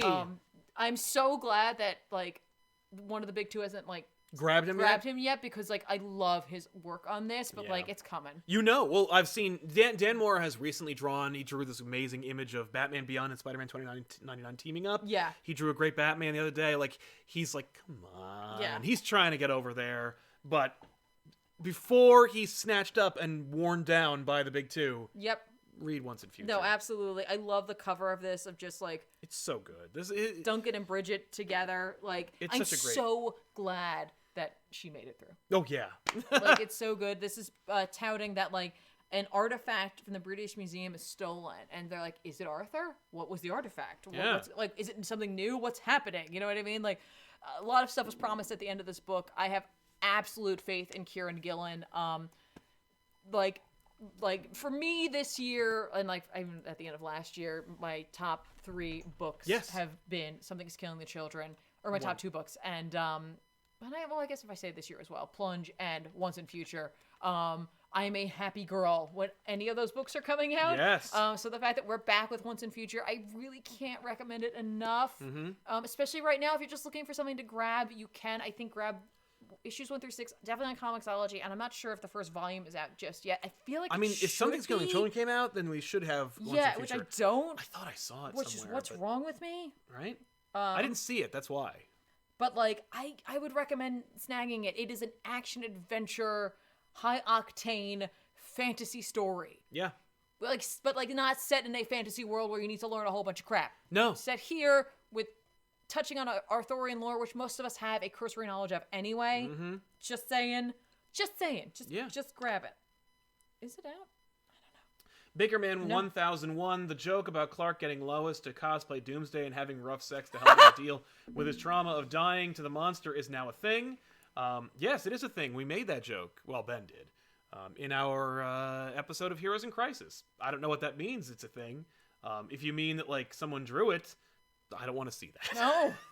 But Ben does, so definitely tweet at him at CommonFlux and let him know. No. Because I'm sure he'd like to see it. But thank you very much, Bakerman1001, for letting us know that. Yeah. But yeah, so let's announce our winner. Right now, as of the time of our announcement, Dante Cook is the winner of this Exo Manowar cover. Dante Cook, if you are in the chat, please sound off. Let us know that you exist and that you're here. And then what you got to do, man, is just email me, sal@comicpop.net, and let me know your name and address, and I'll make sure this gets out to you, hopefully within this week, as long as the post office is still functioning. This is you can so beautiful. steal my copy because I desperately wanted this copy to myself.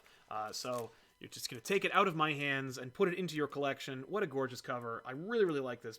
I really, really wanted it. And hey, if you check out the posters for Exo Manowar #1, you'll also find a quote by me and attributed to Comic Pop and myself, where I recommend that book. So. Really? That's awesome. So yeah. By the way, on Comixology, I don't see a collected volume Holy for once crap. in the future. But you can get them all, and since I already purchased them, I can't tell if they're a discounted rate. Yeah. But like I said, like a lot of times with indie publishers, right. They tend to drop the first few issues to like a more reasonable price. You know what I mean? Like, yeah. So like, again, this is a good time, especially if you can get unlimited, actually. If you're getting unlimited, just go grab it. Just do it. See all. I love that you can look by publisher. You're right. Me too. Just like, aha. So far, no response from Dante. That's Archaea. Do. Archaea? Well, yeah, because there's Boom Archaea. Like, because like it's like a sub. Do they merge? I guess. Just added. Well, Dante, I'm gonna have to move on from you, my friend, because I have another winner right now who may be able to take it from you. We'll see. Which may I don't know. Happen. Which is why I do this. All right. Going once. Going twice. You gotta give it a second, too. I'm gonna give him... Yeah, I know, because there's a little bit of a delay. There's a little bit of a delay. We'll say, if you don't respond in the next minute or so, or in the next second or so, I'm gonna give it away to the next person. Yeah, that them's the breaks. All right. That means that it goes to the next person. Yes. Give it one more second. One more second. All right. Just to make sure. Yeah. Just to make sure that like everyone's caught up. But seemingly based on the chat's reaction, I would say that it has probably caught. No, that they have caught up to. Yeah. That. So hey, Christopher Parker, I admire your zeal, but it's already been selected. All right, Mystery Man. Congratulations, Mystery Man. You've got it. Hey, Mystery Man, where are you, man? Let us know if you're there, and if you don't. By the way, these are randomly selected. Like there's a random selection generator, which is why it's so random. Yeah. And why it's like, yeah. So Mystery Man, sound off. If you don't sound off in the next minute or two, I have another person, and I know they're in the chat. So you're racing against this other person who I know wants it. So if you're not there, I'm gonna give it away. I'm gonna do it one more time. We're all stuck in our houses, so I can be here all night. We're not in our house. No, we're at the office, but the office is close by, so it's not a big deal. People are putting F's in the chat for Mystery Man, who also missed out on this. I love that I can at them in the chat. It's fascinating that Dante and Mystery Man both went to the bathroom at the same time. Well, that's that for you, Mystery Man. If you were in the chat, you should have caught it. That's okay, because I know that Ehan got it. Congratulations, Ehan. You got it. And I know you're there. So sound off, Ehan, or Ehan. He's pooping. What? Twice in a row. We had one like that before. We've done that before. This is why our intrepid moderator. Hey, there he is. He says yes. Our intrepid moderator Danielle lets us know through a private messaging system. She's like, here's the next 3 people. Yep. So we don't have to worry about doing it. Congratulations to Ihan. You won. You got this X-Men Award thing. That was painless, huh? Woohoo! But yeah, so Ihan, I want you to do me a favor. Email me, sal@comippop.net. Send me your name and your address, and I will mail this out to you. So yeah. That's it. We want to thank you so much for hanging out with us. Before we go, because we're hanging out with you and you may not have anything to do, I want to let you know that we were going to be increasing some live streams, but in order to do that, we're going to be spreading them out across multiple systems. Not only do we have YouTube, we also have a number of other options for you. If you like video games, if you want to check out what Doom Eternal is all about, you watch this lovely lady play Doom Eternal and rip and tear to her heart's content on twitch.tv/ComicPOP.TV. Tomorrow? What are your days that you're twitching? Well, I've been twitching more, so like last week we did Friday, Sunday, Tuesday. I'm definitely doing tomorrow, and then depending on if we're shooting, I'll determine what day we're going to do next. It could be Thursday or Friday or both. I don't know. Yeah. I kind of want to finish it up. Right. Yeah, we'll finish that game. I literally don't know how long it is, though. Yeah, I don't know, but check it out. Rip and tear. So tomorrow, what time? What time's good for you guys? Because I could do any time. Yeah. I have been doing later, but like I might do earlier. I don't know if that's better for people. I think you should do earlier. You were thinking about doing that back when we weren't hit by quarantine. I was. But yeah, so on the Purple channel, you can watch Tiffany play that on tomorrow. You can also catch us over on Instagram.com/ComicPopOfficial because somebody took Comic Pop and never did anything with it again. So, yeah, check out Comic Pop Official on Instagram. We do live shows then, too. And, of course, on Twitter, I'm Sal Says What. She's at The Real Zoobs. And I also do live things there. I may do a live stream showing off the studio a little bit because I just got it into a place that I want it to be. And because I don't feel like I should shoot like a tour video for the channel without the team here because I want it to be like we're all here. Yeah, but you can. No, I don't know. You're showing off the location more than it's like you got to show off everybody using the location and being part of it. No, just be you talking, being like. Nobody wants to see that. No, but if you do, go on to Twitter and follow me at @SalSaysWhat, and I'll do a live stream there. But yeah, and we'll increase more live streams. And like I said, I teased a Joshua Williamson of the Flash fame interview. He's going to be chatting with me about the comic book industry on a special episode of Elseworlds Exchange. Yes. Joel and I are going to, of course, continue to do Elseworlds Exchange. I'm planning one with Mr. Sunday Movies, who will be on the show hopefully very soon, and more comic book creators as we go. Please let us know more about what you want to see on this channel and what you want to see from us. By the way, if you do like other shows that we make, I have another show called Absolute Comics, which I share with the Comicstorian on his twitch.tv/Comicstorian on Tuesdays. You'll catch me doing that tomorrow with him, I think in the morning, because it's a very special episode that involves some very special guests who are not... And they'll be talking about something important. They will be talking about their projects. Oh, I was going to say, like drugs or peer pressure. Yes. Because you're calling it a very special episode. It's a very special episode of Absolute Comics. But yeah, thank you all so much for hanging out with us here on Off the Rack. Thank you so much for joining us when we're doing Elseworlds Exchange. Thanks for watching back issues and everything else we make here, of course. And congratulations to Ihan on winning. Yeah, and thank you to Valiant Comics for helping us out with giving a giveaway to you guys. Yeah, big ups to Valiant. Yeah, and don't forget to check out their library of stuff too. Now's a great time. I believe they have some kind of sale going on. Yeah, so. But, and thank you for calling. I have to take this. So. All right. So long. Bye, guys.